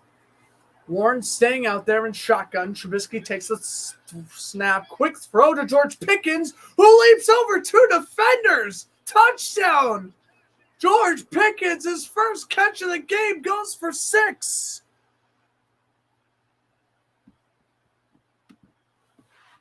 Brown could not wrap up on the tackle. Pickens' 3rd touchdown catch of the year. Trubisky just threw his first of the season. Jacksonville scores. Pittsburgh scores right back. Back to a 1-possession game we go. And, hey, both these defenses are starting to get a little wear down, if you will. Boswell nails the extra point. It's 17-10. I don't know. Maybe these two defenses are getting a little bit tired, and the 4th quarter might show some fireworks. Oh, my God. You couldn't have written a better script for a Jaguars-Steelers game heading into the 4th quarter. George Pickens, his 3rd touchdown of the season. 2nd-year receiver out of Georgia. It was Wingard and Brown who collided. Pickens kind of hurdled over them both as they collided. And the Steelers finally get some points. Trubisky's relieved. One of these teams has false hope. That's right. That's the Steelers. They got false hope, baby. Nah, I don't know. Steelers realistically could win this game. And I said this when I was predicting these games back in the preseason. Uh-oh, Deontay Johnson's down. No way. First Minka Fitzpatrick, then Kenny Pickett, and now Deontay Johnson's getting held into the tent. He's just coming back from IR. Oh, no. Anyway, the touchback, or rather, Agnew's going to return it off the kickoff. No touchback. Agnew to the 27, not too bad. Well, I did say back in the preseason, if Jacksonville was to lose a game, it would be to the Steelers. And, well, though I don't think it will happen, it very well could.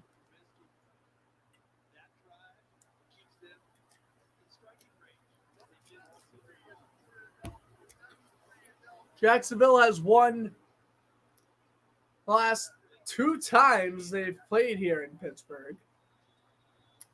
Both in the 2017 seasons, week 5 when they picked up Ben Roethlisberger 5 times, and then, of course, in the divisional round when they beat the Steelers 45-42 to play the Patriots in the AFC Championship game. Just saying that makes me feel really old. Here's ETN. Gets a gain of about 4, maybe 5. Second down and 5 coming up. Well, thank you, everyone, for tuning in. I'm very happy that the view total is beginning to get upwards here. It's a close game. 1 possession game here in Pittsburgh between 2 former AFC North rivals. Yes, when the Jaguars played their first 6 seasons in the NFL, they were in the Steelers division. A lot of bad blood between these 2 teams. 2017, 2007, 1997. What's with the 7s? 2027, something huge is happening between these 2 teams, guarantee it. End of 3 here in Pittsburgh. Jacksonville up by 7. Now we'll switch that to the 4th. And we will take a look at some of the other scores across the league. Gotta quit putting stuff here where they can fall off a little stand here. The Dolphins are still, actually, wait a minute, let me refresh the page. Okay, Dolphins are still up 24-10 over the Patriots. Giants still up 10-7 over the Jets. It's a travesty, man. If Aaron Rodgers never got hurt, the Jets would be like 5-2 right now. It's a travesty. Really is. Titans up 21-15 over the Falcons. Man, imagine DeAndre Hopkins going out for 3 touchdowns and they still lose. That would be terrible. Texans up 13-12 over the Panthers. Cowboys still just mauling the Rams down in Dallas. 43-17. I would refer to a song, but that would get me canceled, and I'm not going to do that. If you know the name of the song, you know the name of the song. Vikings defeating the Packers 24-10 at Lambeau. The Saints up 20-20 over the Colts. And the Commanders and Eagles having a banger down in Maryland. 24-23, Washington leading that one with 8 minutes left. If anyone puts it in the chat, please... If you think you know the name of the song, please at least put the stars in the chat.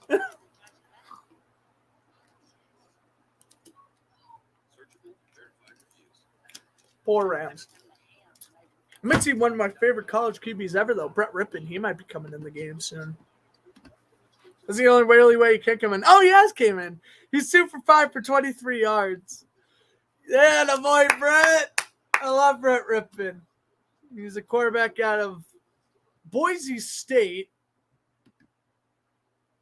And, wow. I think he was drafted 2018, 2019, something like that. But he's been around. First year in the Rams. He's usually the Broncos. Well, he was the Broncos backup before this year. Start of the 4th quarter here in Acrisure Stadium. TJ Watt trying to fire up this crowd and his defense. What a leader he is. 4th quarter beginning here in Pittsburgh. 2nd and 6 for Jacksonville. They're on their own side of the field. Lawrence fires Ingram, the security blanket, and a stiff arm. The gain of 5. It's going to be 3rd and 1 for Jacksonville.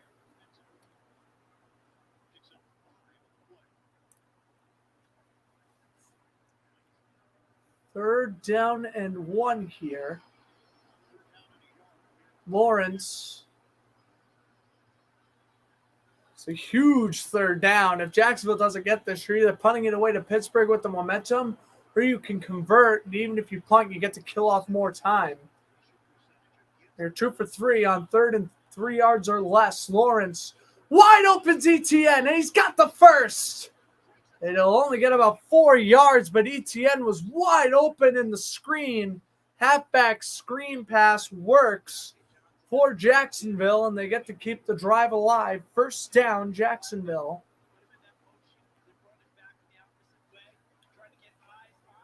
Looks like Johnson is walking around on the bench. We might see him return. 1st and 10 for Jacksonville. And flag flies.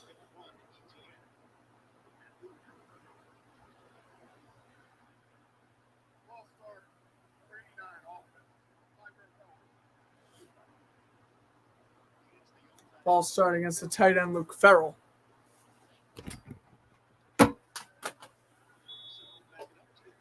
All right. Well, let's see what we have in store here. 1st and 15. Jaguars get out of the huddle. ETN, the running back. Kirk, Ingram, and Agnew on the left side. Calvin Ridley to the right.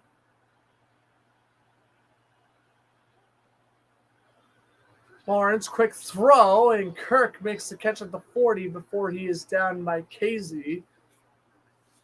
There's a lone interception in this game.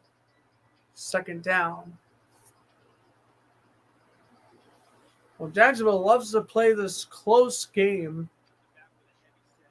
They did this exactly against New Orleans. Their offense was the better of the two. Self-inflicted wounds cost them from scoring more points. And what might lead to a stressful victory for no good reason. Oh, that's what happened against New Orleans last week. I just see it how I say it. Here's the handoff. ETN, the gain 3 down to the 43. He did throw that touchdown to ETN. ETN just cooked Joey Porter in a one-on-one down the right side.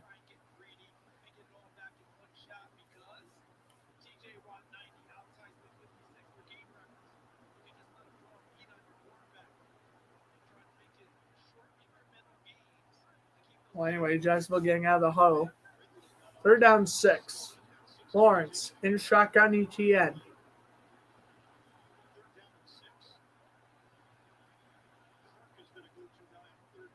Lawrence fires. Nice catch. Ingram, 1st down, a gain of 10.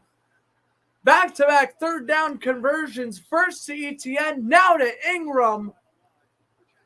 Again, it doesn't matter if this man doesn't have a touchdown. He does his job every week. He does his job. I love Evan Ingram. What a sneaky good acquisition that was. I never loved the signing. I never hated it. I was just like, all right, let's see what he does.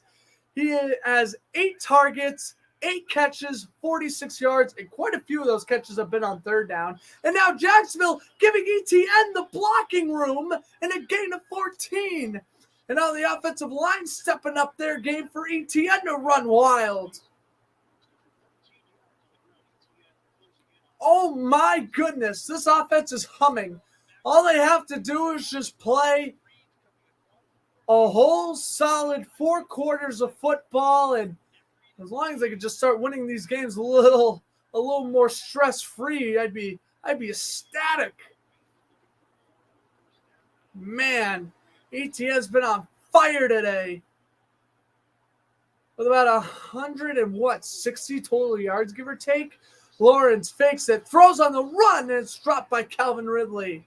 And Lawrence got hit hard as he released that football. 2nd and 10 coming up. Let's take a look here. Ridley got one hand on the football. You got to try to go with 2 hands there, Calvin. Kind of overthrown for the 2nd hand, I suppose. What an attempt.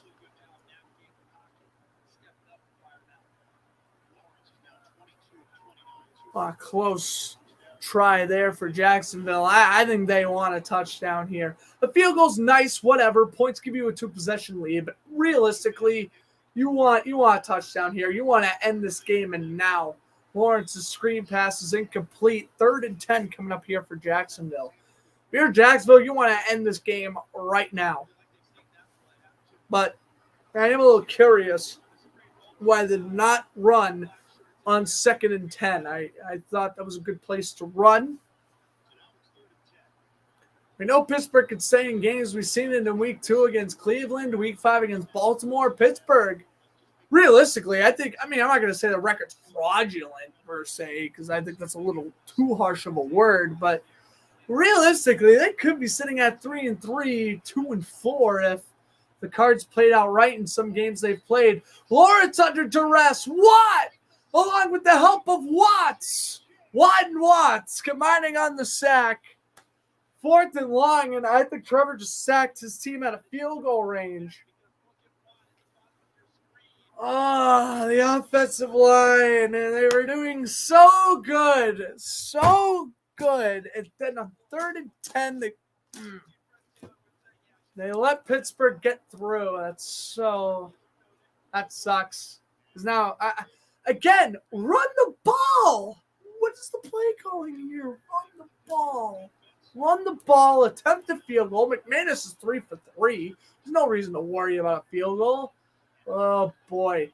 This punt's going to land. And to make matters worse, it's a touchback.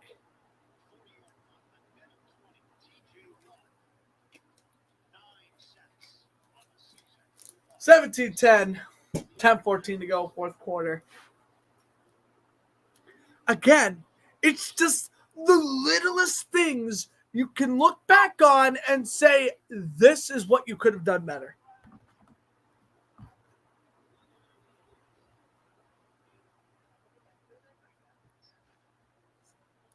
By the way, that Lawrence sack, they're going to give TJ Watt all the credit. That was a loss of 8. So TJ Watt's continuing his tremendous campaign.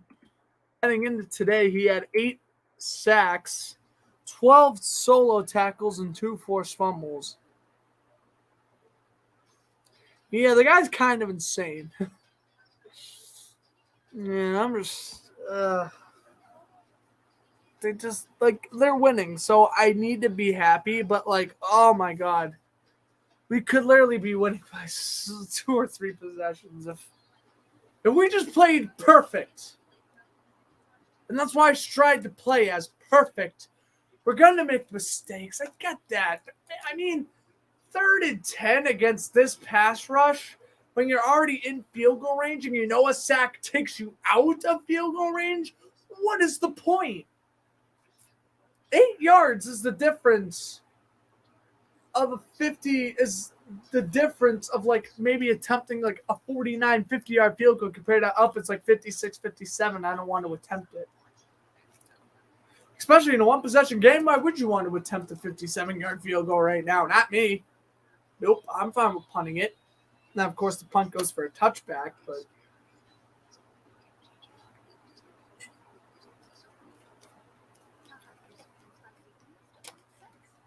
You can't really go for it again because it's 4th and 1,000,000.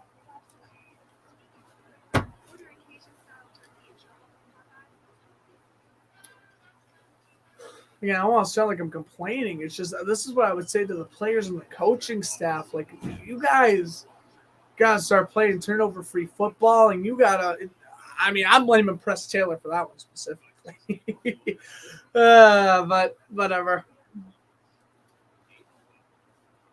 17-10, Jacksonville leads. We're heading out of commercial break. It's been a cloudy day. Pretty much, I feel like all across the United States it's been pretty cloudy. It's cloudy in Pittsburgh. It's cloudy in Mass. It's cloudy in Miami. I haven't really seen the New York weather. All right. Trubisky trying to lead what would be his biggest moment as a Steeler. And, of course, encroachment on Trayvon Walker. Trubisky just falls, but that's obviously a penalty on Jacksonville. So it's going to be 1st and 5. And now we have an injured Steeler. That's going to be number 65, the tackle Dan Moore. It is going to be offsides on Jacksonville. So it'll be 1st and 5, but we'll check out on Moore and see what he's done. He is now onto his back. The medical trainers are out again. Slippery field conditions. Dan Moore Jr., third season at Texas A&M, 25 years old. He's 6'5", 315, your average build for an offensive lineman. We'll head back to commercial break, as we should, so they can tend to more. Score updates. I don't think anything's changed. Oh, yeah, something changed. Something changed, all right. The Eagles taking the lead over the Commanders. I would rather see the Niners win the NFC if you ask me personally. But now the Niners, they're on a losing skid right now. 2 in a row with the Bengals and the Jaguars up next. Whew, wish them luck. And we don't even know if Brock Purdy has a concussion or not. We don't really know. They're going to start Purdy today, but I wouldn't be shocked if after like one interception they pull him and take a concussion test.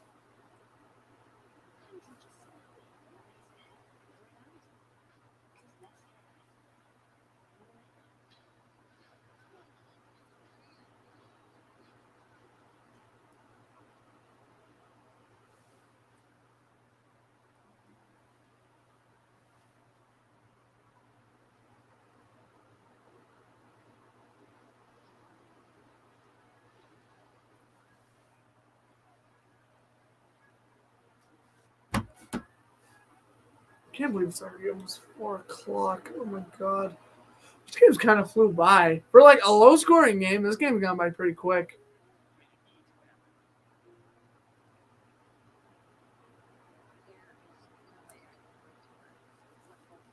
I'm probably going to watch Niners Bengals up next. Well, I'm probably going to watch 2 games, honestly. Oh, and the Patriots made it 1 possession. There you go. Probably going to have...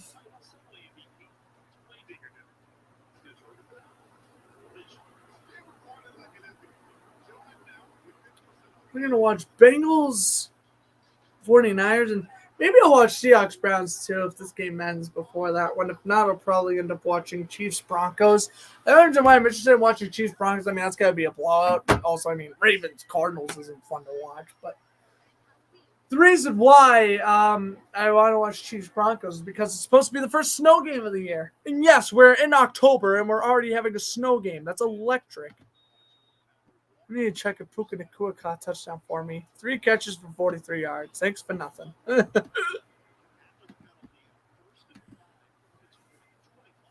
First and 5. Handoff goes Warren. Game 2. As always, we'll keep you updated on the Moore injury. Don't really know if they're going to update us on that. George Pickens, though. He caught that pass at the 15. There's only a 4% chance of it being a touchdown, but he leaped over 2 defenders. Wingard and Brown made contact, and Pittsburgh able to capitalize. Again, that kind of stinks having Wingard out there so much. That's usually where Trey Cisco would play, but he is inactive this week. So Jacksonville secondary again banged up here. Timeout called by Pittsburgh. 9:26 left in this game. I better hope these games end, but this game has about 4:25 games as well. My goodness.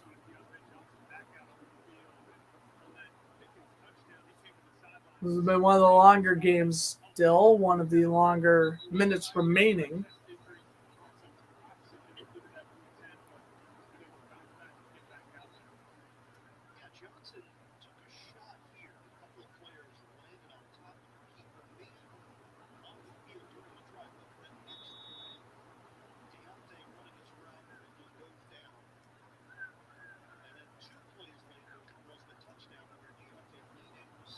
Steelers just being beaten up here. Pickett left. Johnson playing injured. We haven't seen much of Najee Harris. There he is. Pittsburgh called their first time out of the second half. Trubisky on 2nd and 3. Fires down the middle. Intercepted right in the arms of Andrew Wingard. And Wingard Bounces off a tackle. He's going to be brought down at the 47-yard line. Andrew Wingard, the special teams captain, in replace of the injured Cisco, comes up with his first pick of the season, 5th pick of his career.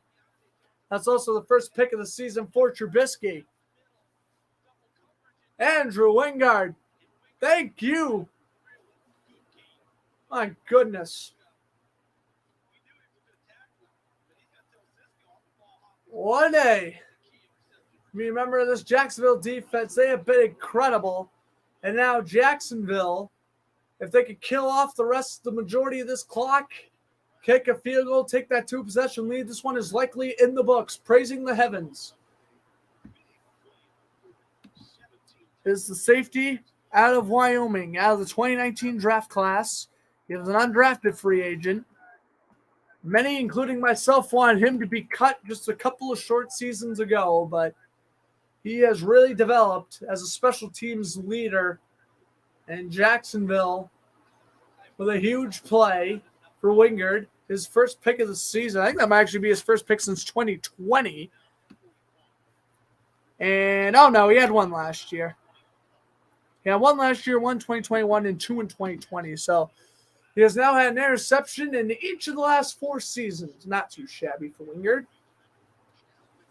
ETN the handoff. Down to the 43. Well, there's still over 9 minutes left, and if Pittsburgh does get a defensive stop relatively quickly, you're still going to have to play tough the rest of this game. But Wingard, he stole a terrible towel, dropped it. Oh, my God, and he was waving it all the way into the end zone. That's crazy. You know, usually I say I don't like to taunt with other teams, you know, whatever, as here's Ingram, catch down to the 43. Like, usually, like, in the Jaguars' case, I don't want them to touch the terrible towel. I think that's bad karma. But especially since it was a pick thrown right at you. I mean, if you didn't drop that, that would have been awful. So that's all right, though. 1st and 10. Jacksonville.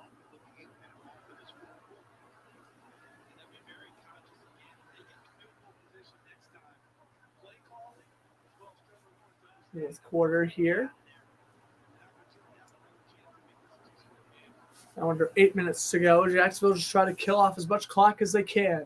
Takes the snap with a second left on the play clock. ETN up the middle and bouncing off tacklers. A gain of 14. First down. Jack, hold the phone.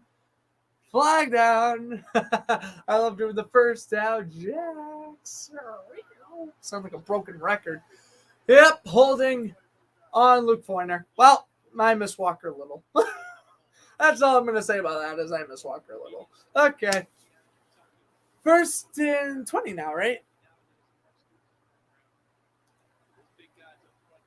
Yep. 1st and 20 for Jacksonville. By the way, Carolina is driving against Houston. 1:50 left. They are trying to win their first game of the year. And how funny would that be if Bryce Young's first career win, the struggling Panthers come against the red-hot Houston Texans who won 3 of their last 4. Here's Lawrence, quick throw. Ingram off the tight end slant. He busts free to the 30, inside the 20, and he dives down at the 17. A catch and run off a tight end attack. Straight out of Madden. That is incredible. Evan Ingram. Yes, sir. 34 yards on the catch and run. And Jacksonville is in business. And they are putting this game on thin ice. Peary missed the tackle, and he just outran everyone into the secondary. Evan Ingram. As I said before, it does not matter if he has not caught a touchdown this year. He is still great. ETN the handoff down to the 18-yard line.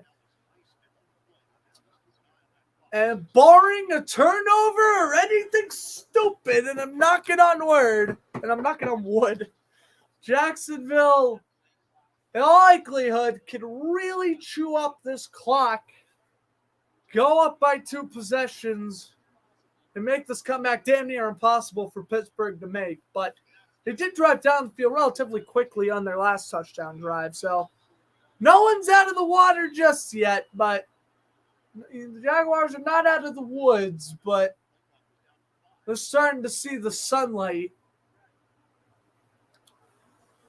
As a timeout is called here by Jacksonville, both teams down to 2 timeouts. 6:03 to go, fourth quarter. Maybe I'll do bonus coverage if a game's coming down to the wire, but I doubt it. I think I'm just going to wrap it up after this game. Thank you all for tuning in. Still 6 minutes left to go here in Pittsburgh. It has been a blast broadcasting every game of the season so far. Jaguars have their bye week. And then we have the Niners. And there is a rumor that game gets flexed to Sunday Night Football. Pittsburgh's got a short week. They stay at home, luckily. They are going to go up against the Tennessee Titans, who are up 28-16 over the Atlanta Falcons. Atlanta coming in today as the division leaders thanks to Tampa Bay losing. But now with New Orleans beating Indianapolis, we don't know what the heck's going to happen there. Lawrence takes the snap, flags fly. Okay, call back-to-back timeouts. That's a penalty, and it's going to be a false start against Jacksonville. Luke Farrell, his second penalty of the quarter. It is just a 7-point game, John. Very exciting game here in Pittsburgh. Although Jacksonville, like I mentioned, they are in the red zone. They can make this a 2-possession game. They make this really tough for the Steelers to come back. But that's why we broadcast. And luckily, now that's kind of one thing I do like about my friends not being in the room. They try to, like, if the Jaguars are up by 2 or 3 possessions, they're like, turn off the game. I'm like, no. I love to commentate every single down of the Jaguars game. Don't leave me alone. ET had a loss of 1. That's what I want to tell them sometimes. Guys, I'm here to broadcast the game for a reason. Because I missed Lawrence twisting his ankle against the Colts in Week 6. My friend wanted me to do bonus coverage of a game, so I did bonus coverage. And the next thing I knew, Lawrence was injured, and I was mad I missed it. So I hate not.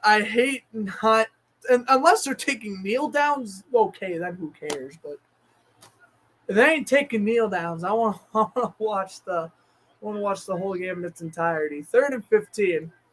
Johnson, the running back. 3 seconds left on the play clock. They will run here with Duke Johnson. Okay, down to the 20. And like we said, Pittsburgh gets the stop they needed on defense thanks to the penalty by Farrell, kind of slowing down the Jaguars' momentum. Brandon McManus comes out, who's 3 for 3 on field goals. May want from 51, 50, I want to say 32 was the short one. 38. Oh, that's right. I was trying to find you guys the David Gillen Pate scheme that I couldn't end up finding. This one's from 37, and this is to also give Jacksonville a 2-possession lead with 4.5 minutes left. Good snap. Good hold. McManus nails it through. That kick was shifting left for a moment, and I got so nervous. But McManus is good from 37. He is 4 for 4 on the day.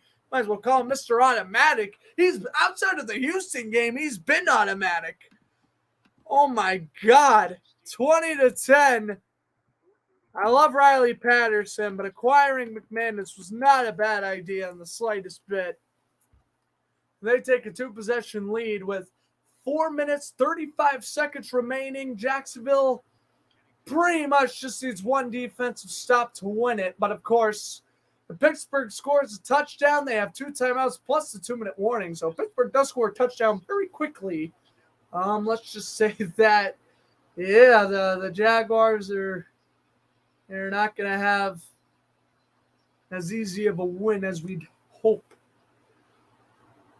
Here's the kickoff from McManus.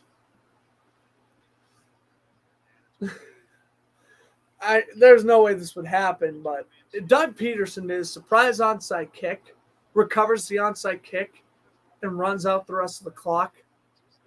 I'll let him, for the game against San Francisco, I will let him do one stupid play, and I will not yell at him. I'll let him one play call, whatever it is, and I won't yell at him. That's only if they did it and recovered, but obviously they're going to kick it deep. Very cloudy day in Pittsburgh. Well, ladies and gentlemen, Carolina, the Panthers, they are lining up for the game-winning field goal attempt. If the Panthers win, they would beat the Texans 15-13, and that would mean we would not have a winless team this season. I was about to say, it was kind of surprising that the Panthers haven't won a game yet. Honestly, their team isn't that terrible if you look at it on paper. It's not that bad. I think it's actually more coaching over there than the players. Here's Trubisky, first and 10. Passes caught, and immediately falling down is Hayward. Well, that's a smart approach. If you're Pittsburgh, a lot of no-huddle plays. Here's Trubisky. 4:18 and counting. After a gain of 4 from Hayward, Trubisky off the back foot dumps over to Warren and DeJuan Smoot. First time I'm mentioning his name today. The huge hit on Warren. 3rd and 3. I haven't mentioned Smoot's name since going over the starting lineup. My God. He finally peekaboo. Here he is. 3rd down and 2. Low snap, Trubisky, quick throw, caught by Hayward. Jacksonville's getting the tackles in bounds, so they'll let Pittsburgh continue to eat up the clock here.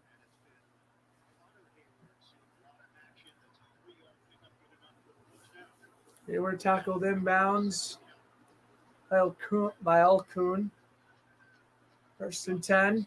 Trubisky fires, pass caught again. Warren brought down by Lloyd.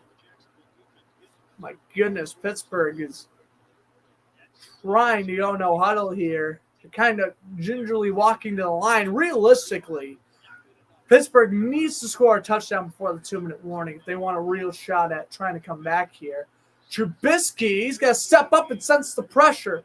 Trubisky's going to run out of bounds. Did he get enough for the first? I think he might have gotten enough for the first down. He did. First down, Steelers.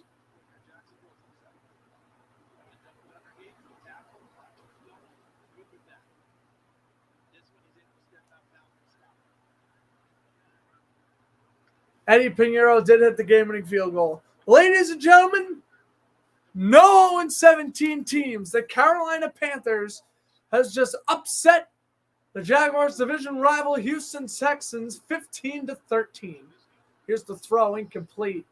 The Jaguars, I don't think they play the Panthers until when? Week 17, if I'm not mistaken. Yeah, no, they don't play Carolina for a while. Week 17. They play Tampa in week 16, then they play Carolina week 17 before we close out the season against Tennessee. Kind of stinks we already played Indianapolis twice. I would have already liked to have a game on the Titans and replace one of the games down the road with the Colts, but it is what it is. 2nd and 10. Low snap. Trubisky picks it up. Down he goes. Josh Allen, his second sack of the game. My God, he's at what, 9 on the season now? He's been going insane this year. Josh Allen, pay that man and not the one in Buffalo. We're talking about the one down in Duval County. Oh, my goodness. Yep, 9 sacks on the year. Incredible stuff. 3rd and 6, Trubisky just chucks up a prayer, and Darius Williams picks it off to seal the deal here in Pittsburgh. Darius Williams, 4th pick of the season. He dropped it. Are you kidding me?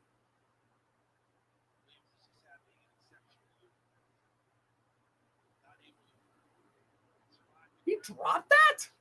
No way. Did he? Right? Oh, yeah, he did. Nope. All right. Boo. It's incomplete. Well, from the camera angle, you could barely tell You have to look in front of the play, not behind the play, to really tell it was incomplete. All right, so Darius Williams. Thank God Andrew Wingard got a pick, man, because they've dropped 3 other interceptions. Luckily, it should not come back to haunt him. Low snap again, 4th and 16. Trubisky rolls out to the right, throws on the run, pass is dropped by Jalen Warren. No flags are down. Jacksonville takes over on downs with 2:25 left and 2 timeouts for the Steelers. They're going to need a miracle now. Jacksonville's going to take over. What a game it was. And you want to know what? Since it ain't 4:25 yet, we're going to do bonus coverage of Commanders Eagles. But once it reaches 4:25, I'm going to stop. But we'll obviously stick around here. See what Jacksonville does, at least on first down. I mean, if they get first down, it's over. Pittsburgh can't get the ball back. So, but we're going to stick around to the end of the Jags game. And then we're going to switch to Washington, unless Washington turns over the ball or whatever. I mean, I'm not going to commentate the Eagles doing these. ETN stuffed. Pittsburgh calls a timeout. Well, Pittsburgh calls a timeout. If they make back-to-back stops, call their last timeout, and get the 2-minute warning, they would force, what, a 3rd and 10, give or take? Bengals 49ers coming up next on CBS. Kind of annoying that they have 3 games on CBS, and the only game on Fox is Seahawks Browns. I actually kind of wish Chiefs Broncos was on CBS or on Fox so I could watch the snow game, but whatever.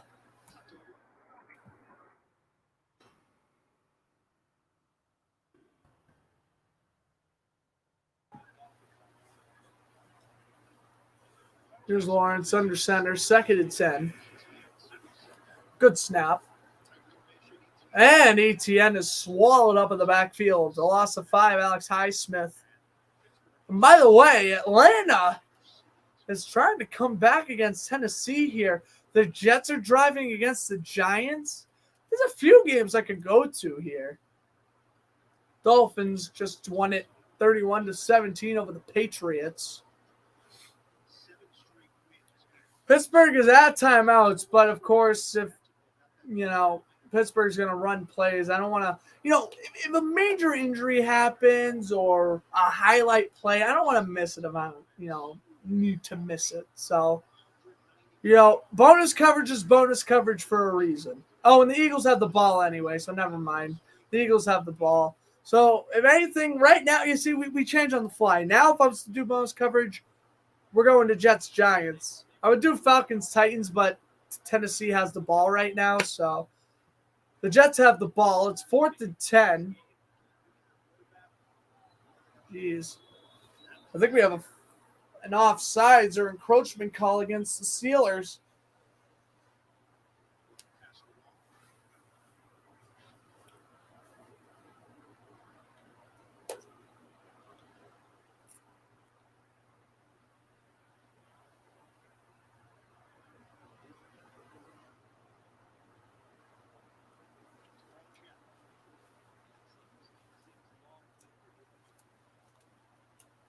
I think it is encroachment.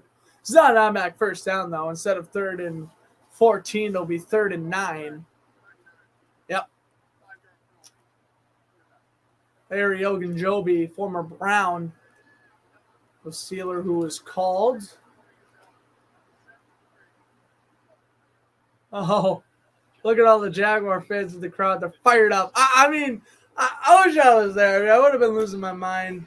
Again, this really was the only game I had a shot at going to this year because it's like on the East Coast, not too down south. But, I was going to take the 8-ride car ride to Pittsburgh. That would have been ridiculous. ETN, nothing. So now it's going to be 4th down at the 2-minute warning. That is emptied out here in Pittsburgh. Another defensive clinic for the team down in Duval County. We hit the 2-minute warning. All right. We'll be back, but I do want to check out the end of the Giants-Jets game.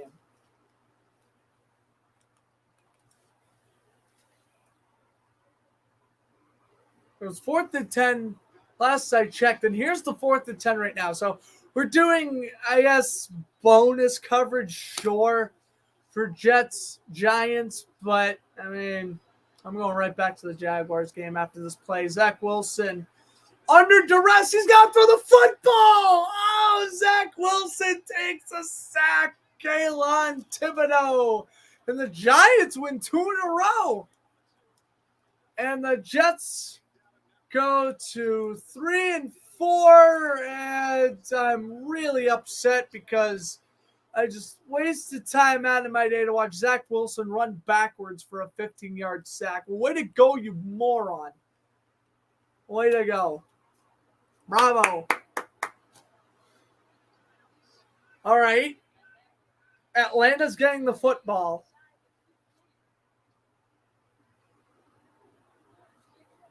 Actually, can I put the Jaguars on my phone?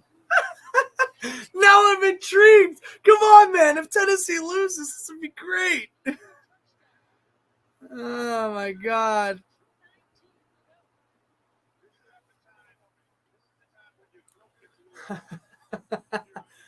Oh, man. I'm not trying to be that guy, but, there is closer and better games right now. There are, and I would not mind covering one. Who has a red Titans jersey? What is that? I don't know, man. I guess not. All right. We'll commentate this first down play anyway. Taylor Heineke fires, tipped at the line. All right, we'll go back to Jacksonville, and I guess we'll just keep track of Falcons, Giants, or Falcons, Titans, Falcons, Giants. Giants beat the Jets, though. Good on them for that. Good on them for that. All right, I'll take a look at the game cast here. 2nd down and 10. We're doing a little Kevin Harlan here. We're calling both games, if you will. A gain of 6. Who was that on the catch? I don't know. It's not saying. A gain of 6 for someone on Atlanta. It's 3rd and 4. Well, Jacksonville's going to punt. You see, I wouldn't have known that. I thought we were going for the field goal. Jacksonville's going to punt. Logan Cook, second boot of the day, goes from left to right. Oh, and he's down at the 3. Good job there from Antonio Johnson. That was Van Jefferson, and they just hit the 2-minute warning. Jacksonville, pick off this pass, and we got a game to cover down in Tennessee. Oh, my gosh. A couple of more games just getting final here. The Vikings feeding the Packers. Saints first and goal to go against the Colts. They're going to win that one in Indianapolis. Commanders kept it close the whole way, but it looks like Philadelphia's going to win, go to 7-1. Carolina upsetting Houston 15-13. What was a sluggish game. Here, Deontay Johnson in motion. They throw the screen to Calvin Austin, and Austin is brought down at the 8. Pittsburgh has no timeouts. The only way they can't stop the clock is injury timeout, or they stop it. By the way, it's a 4th and 1 in the Jets game, in the Jets-Giants game, so I don't know what's going on in MetLife.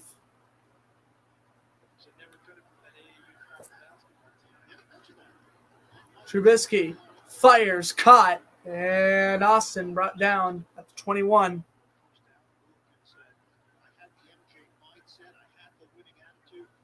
Kirk Cousins just suffered an ankle injury?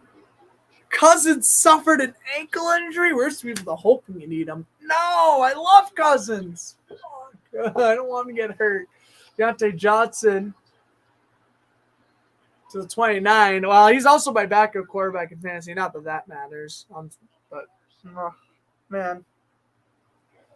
Cousins probably next to Lawrence as I literally have my 2 favorite starting quarterbacks in fantasy. It's funny. It's Lawrence, Cousins, and Herbert. Those are my top 3. The top 3 guys. Flag is down. Come on, guys. Get this over with. Us Jaguar fans want the Titans to lose, so we need to get a move on here. Well, Penalty against Pittsburgh. Sam's back in the room. Minute 2 left. my parents are good. One parent, my grandmother left. Patriots lost. Yeah, I saw. Did they like seeing campus, though, your grandma? Yeah, it was good to see. Nice. Making sure it's happy to see campus. So 1st and 15 now for Pittsburgh. They got a Hello, everybody. Sam's here, and an interesting week 8 we have had so far, but I predicted this one right. Though. Jacksonville defeating Pittsburgh. It was a tough game, though, as Najee Harris trying to break off a couple of tackles down to the 27. And again, bonus coverage coming up for Falcons-Titans. Atlanta is driving at the 2-minute warning, and it could spoil Will Levis's party, ruining his debut. 4 touchdowns today. He played great. I'll give him credit where credit's due. Harris is going to make the catch here and get out of bounds. 32 seconds left. What a day it was for this Jaguars defense, holding Pittsburgh to 10 points. Like they got 4 sacks. Yep. And Taylor Heineke just threw a pick. So we will not be doing bonus coverage of Titans-Falcons. How sad. Rip. So we're just going to wrap it up after this one then. Jacksonville goes 6-2. What about other games going on? Come on. Well, I mean, I really want to watch the Niners-Bengals game anyway, so. Fair enough. Not starting. Eagles-Commanders. 38-31. The Commanders just scored a touchdown. Washington scored again? Yeah. Oh, my God. That's crazy. Eagles' defense is fraudulent. Yeah, apparently. Sam Howell only has like 7 incompletions. Oh, yeah, right there. 1:01 left. Kickoff awaits down in D.C. That's interesting. Isn't that weird how they only score 7 points against the Giants, but score 31 against the Eagles? It really, the Commanders are one of those teams. The logic that doesn't make sense. The logic does not make sense. The Commanders are just one of those teams that just really, they're either really good or really bad on offense. And the same rules apply on defense. They're either really good or really bad. That's good that they played Philly tough twice this year. Trubisky dumps it over, and a drop by Hayward. It really wouldn't have mattered. They were going to get out of bounds and get 3 yards anyway. Don't mind me. I'm just so Jacksonville with this win. You're good. Sorry. Goodness, you're loading up. My parents So came down Jacksonville. loaded me up. We're good. Yeah, they did. Yeah. Went out to the Railroad Pub for lunch over in Stop and Shop lot. Oh my God, Grant, we have to go there. You would recommend it? What'd you get? I got the Bomb Burger. Ooh. And it's cheeseburger, traditional toppings on it with a zesty chipotle aioli. Mwah. Nice. They make their own root beer in house. That's quite good too. Ooh, that's They're interesting. house-made root beer. It is excellent. Hayward with the catch, and Pittsburgh's just going to spike it, and we got one last play. Well, they could attempt a really long field goal with Boswell, but not that that would matter. That's going to kill off the rest of the 5 seconds anyways. And also, I ran to Dale Arnold, so that was fun. Oh, really? Yeah, he's there. Oh. He was there. Did you do a little No, I didn't. promoting? No, I didn't, but I just said, hey, I recognize you. That was pretty cool. I didn't have the time to take a picture. Plus, I just didn't want to. We're in a restaurant. Didn't want to bother. I was like, hey, I've liked your work from Nesson. He was like, oh, yeah, that's so cool. I talked to him as I was getting out of the bathroom. I saw him at the bar. So that was pretty cool. So I'll have to tell chat that one tomorrow. The fantasy hockey chat they're all in, I told them. Oh, be a blast. Oh, my God. That's so funny. Yeah. Dan Arnold seems like a really nice guy.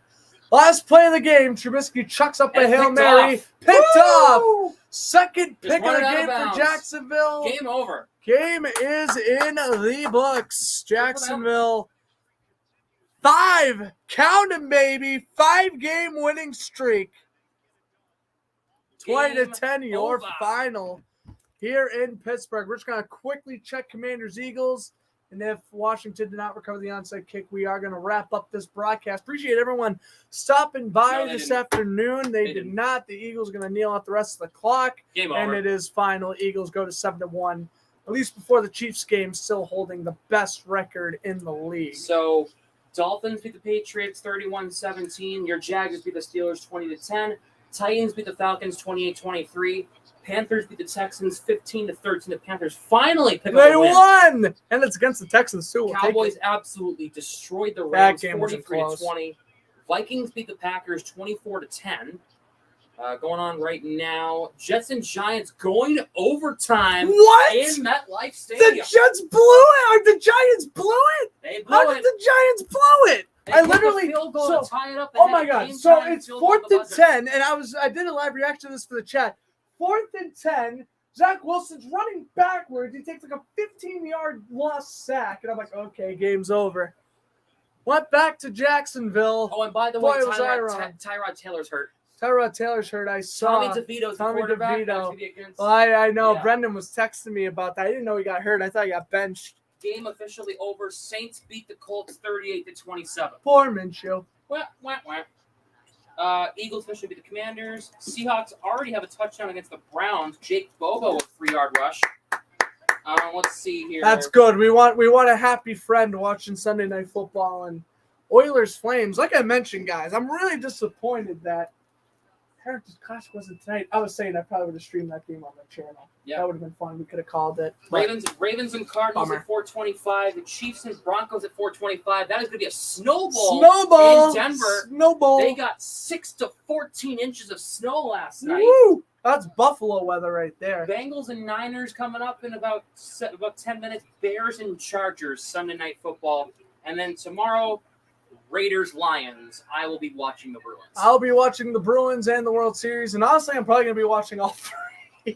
So okay, here's what you're gonna do. Here's what I'm going to do. Bruins on TV. Bruins on the World TV. Series on one of your World laptops, Series, yeah. and then we're gonna put the Raiders Lions on another one. Yeah, that's So the you can play. put the World Series on over here. Make sure I can just look over and see it real quick, and then put Raiders and Lions on either my bed or your bed. I don't care. I don't give a shit. Tomorrow's a great night for sports. Monday Night Football, World Series, and an NHL playoff rematch. Yes, please. And I'll be keeping Yes, up with, please. I'll be keeping up with Raw on my phone. I'm sorry, Raw's the fourth Well, one I'll be out. keeping up. I'll be following along on Twitter on my phone. That's good. I'm sorry to Raw. I like watching wrestling, but they are the fourth men out for tomorrow. Let's put it that way. They're usually third, but the Bruins are on. So sorry. Mhm.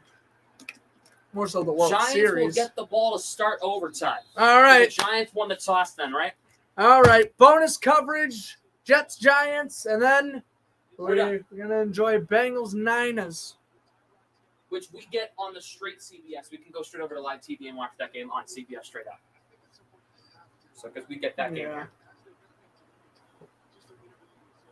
Yeah. Wilson has a touchdown pass, 2 fumbles lost. Only in the Battle of MetLife would we have a 10-10 tie heading into overtime, just like their encounter when in 2015, the last time the Giants were the home team here. Darius Slayton in motion, DeVito play fake, throws, and the pass is caught by Barkley in a gain of 2, and there is a late flag down. See how the audio went a little bit. Has been okay to hear penalties, right? Yeah, it's been better to hear It's the going to be penalties. a penalty on the Giants here. He motioned it backwards.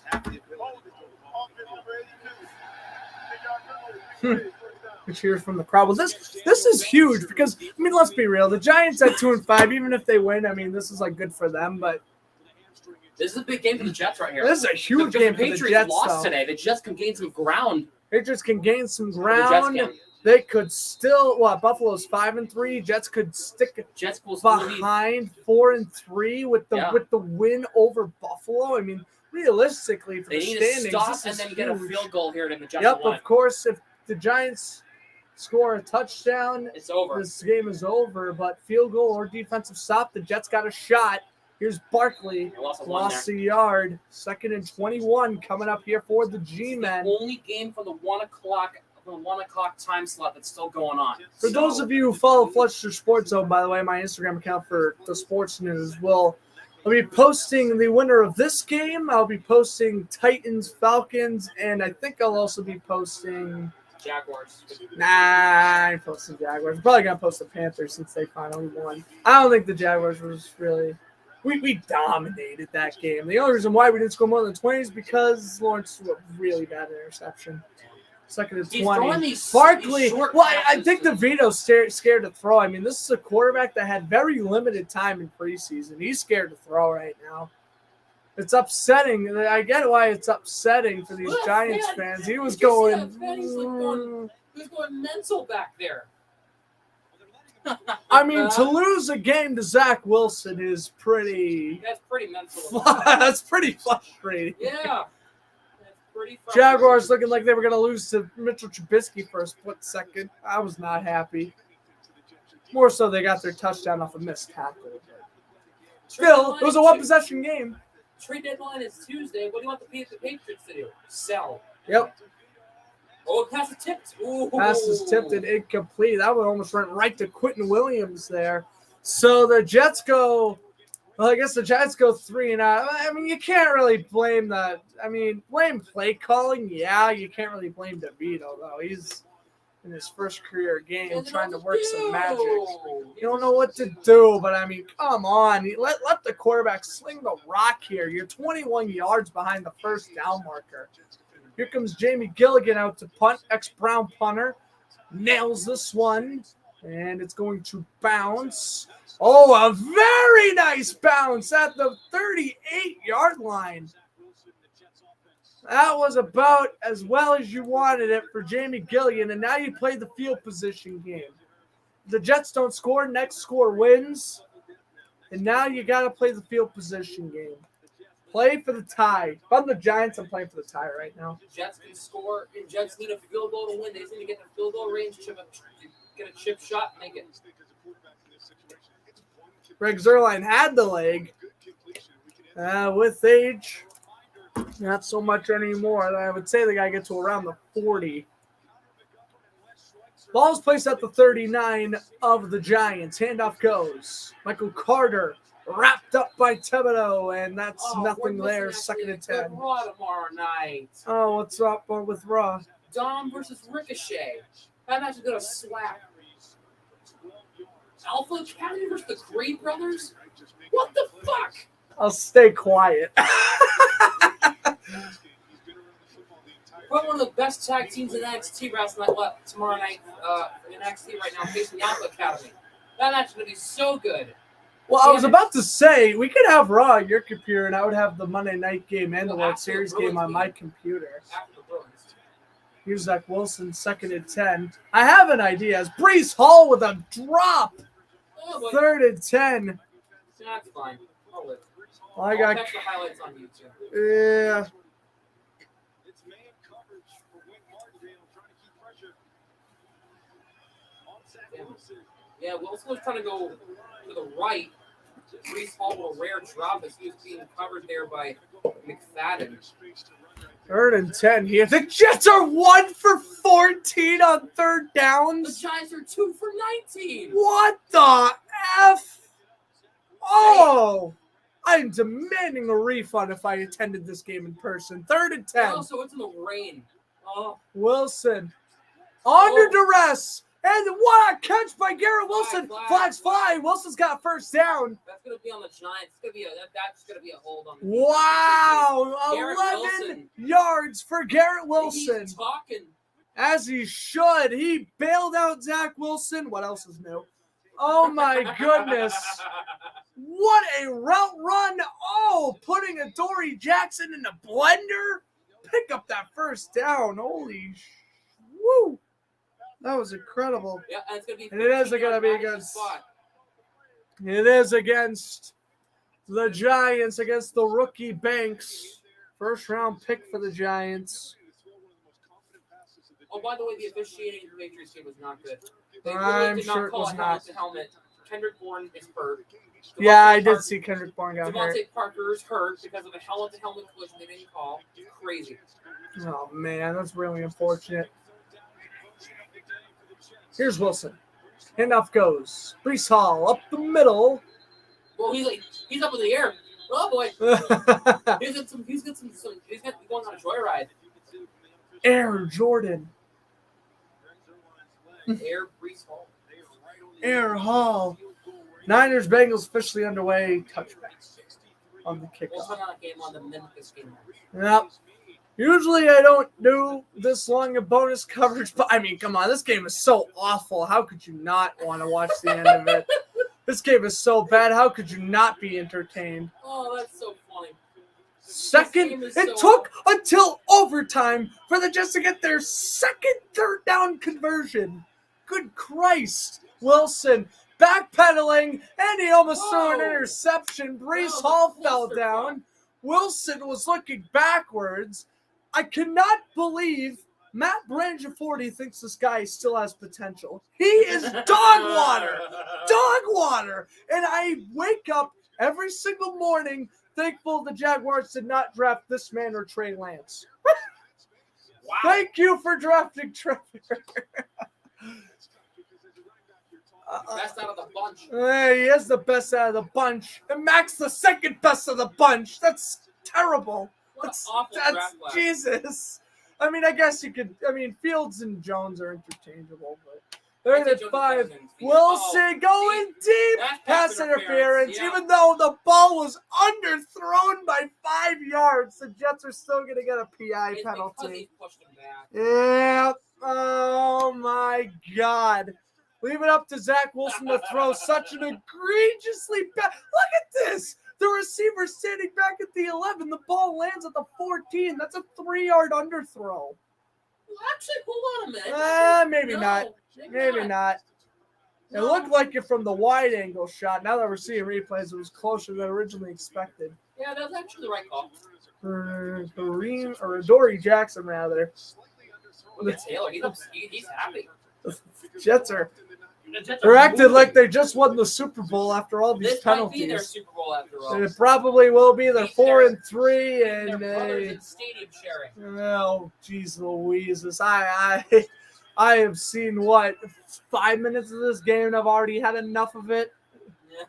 Well, you watched about 9 minutes. Yeah, sorry, this is a 10-minute overtime. So yeah, you watched about 5 minutes of this game. Oh. You're already losing your And shit. I saw the freaking sack Zach Wilson took. If I can find that play, I'll show it to you later. I'm sure I'll find it. Christian McCaffrey with 2 runs and a Kyle Juszczyk stop. The Bengals are getting the football on 4th and 2. So interesting. No. Purdy does not throw on his first drive. And by the way, I heard the league might investigate into that whole Purdy had a concussion thing. He should not be playing today. That's the rumor. He cleared concussion protocol. He cleared the league's concussion. Oh, I know. Good. So I he's know. fine. He There we should go. be. Well, he wouldn't be playing if he didn't clear it. Let's be honest here. All right, here we go. End this shit. Thank you. End it. End it, Greg. Greg Zerline. End it like you ended the Saints season back in 2018. Yep. 33-yard attempt. We're here to cause enemies. I don't care. The Jaguars game's over. This is where, I act professional for 3 hours. I act professional for 3 hours. When the Jaguars game ends, I go a little loosey-goosey with my commentary. Let's put it that way. That's a nice Michael Strahan jersey. Too bad tears will be on it soon.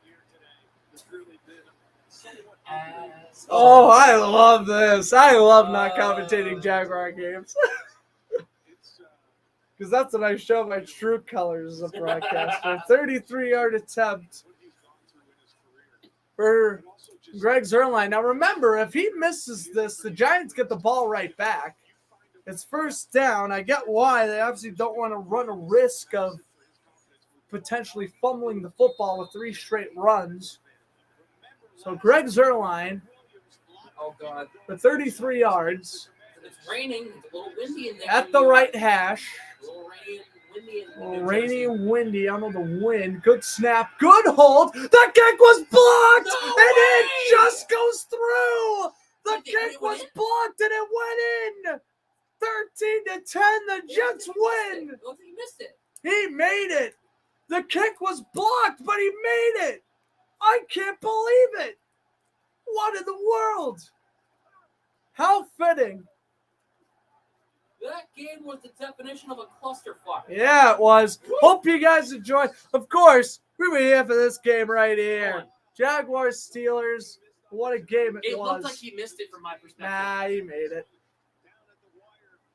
It was blocked. If that's like, it was good from 33. If that kick's like a 35, 36-yarder, it's missing. Damn. That sucks. But for the Giants. For the Jets, they're 4-3. 4-3. This team has 2 less wins than the Jaguars. What? The NFL's weird this year. See you guys. Football's 2 weird. weeks. See you guys We'll for be- Jaguars Niners. And guess what? He's having a cold news stream Yeah, setup. we did mention that. I'll be on Streamlabs. I can't wait. Hope you guys enjoy it. See you guys in 2 weeks. I'm Grant Fluff from Fletcher Sports. I want See to you say later. saying enjoy the rest of Football's your weird. football See Sunday. you later.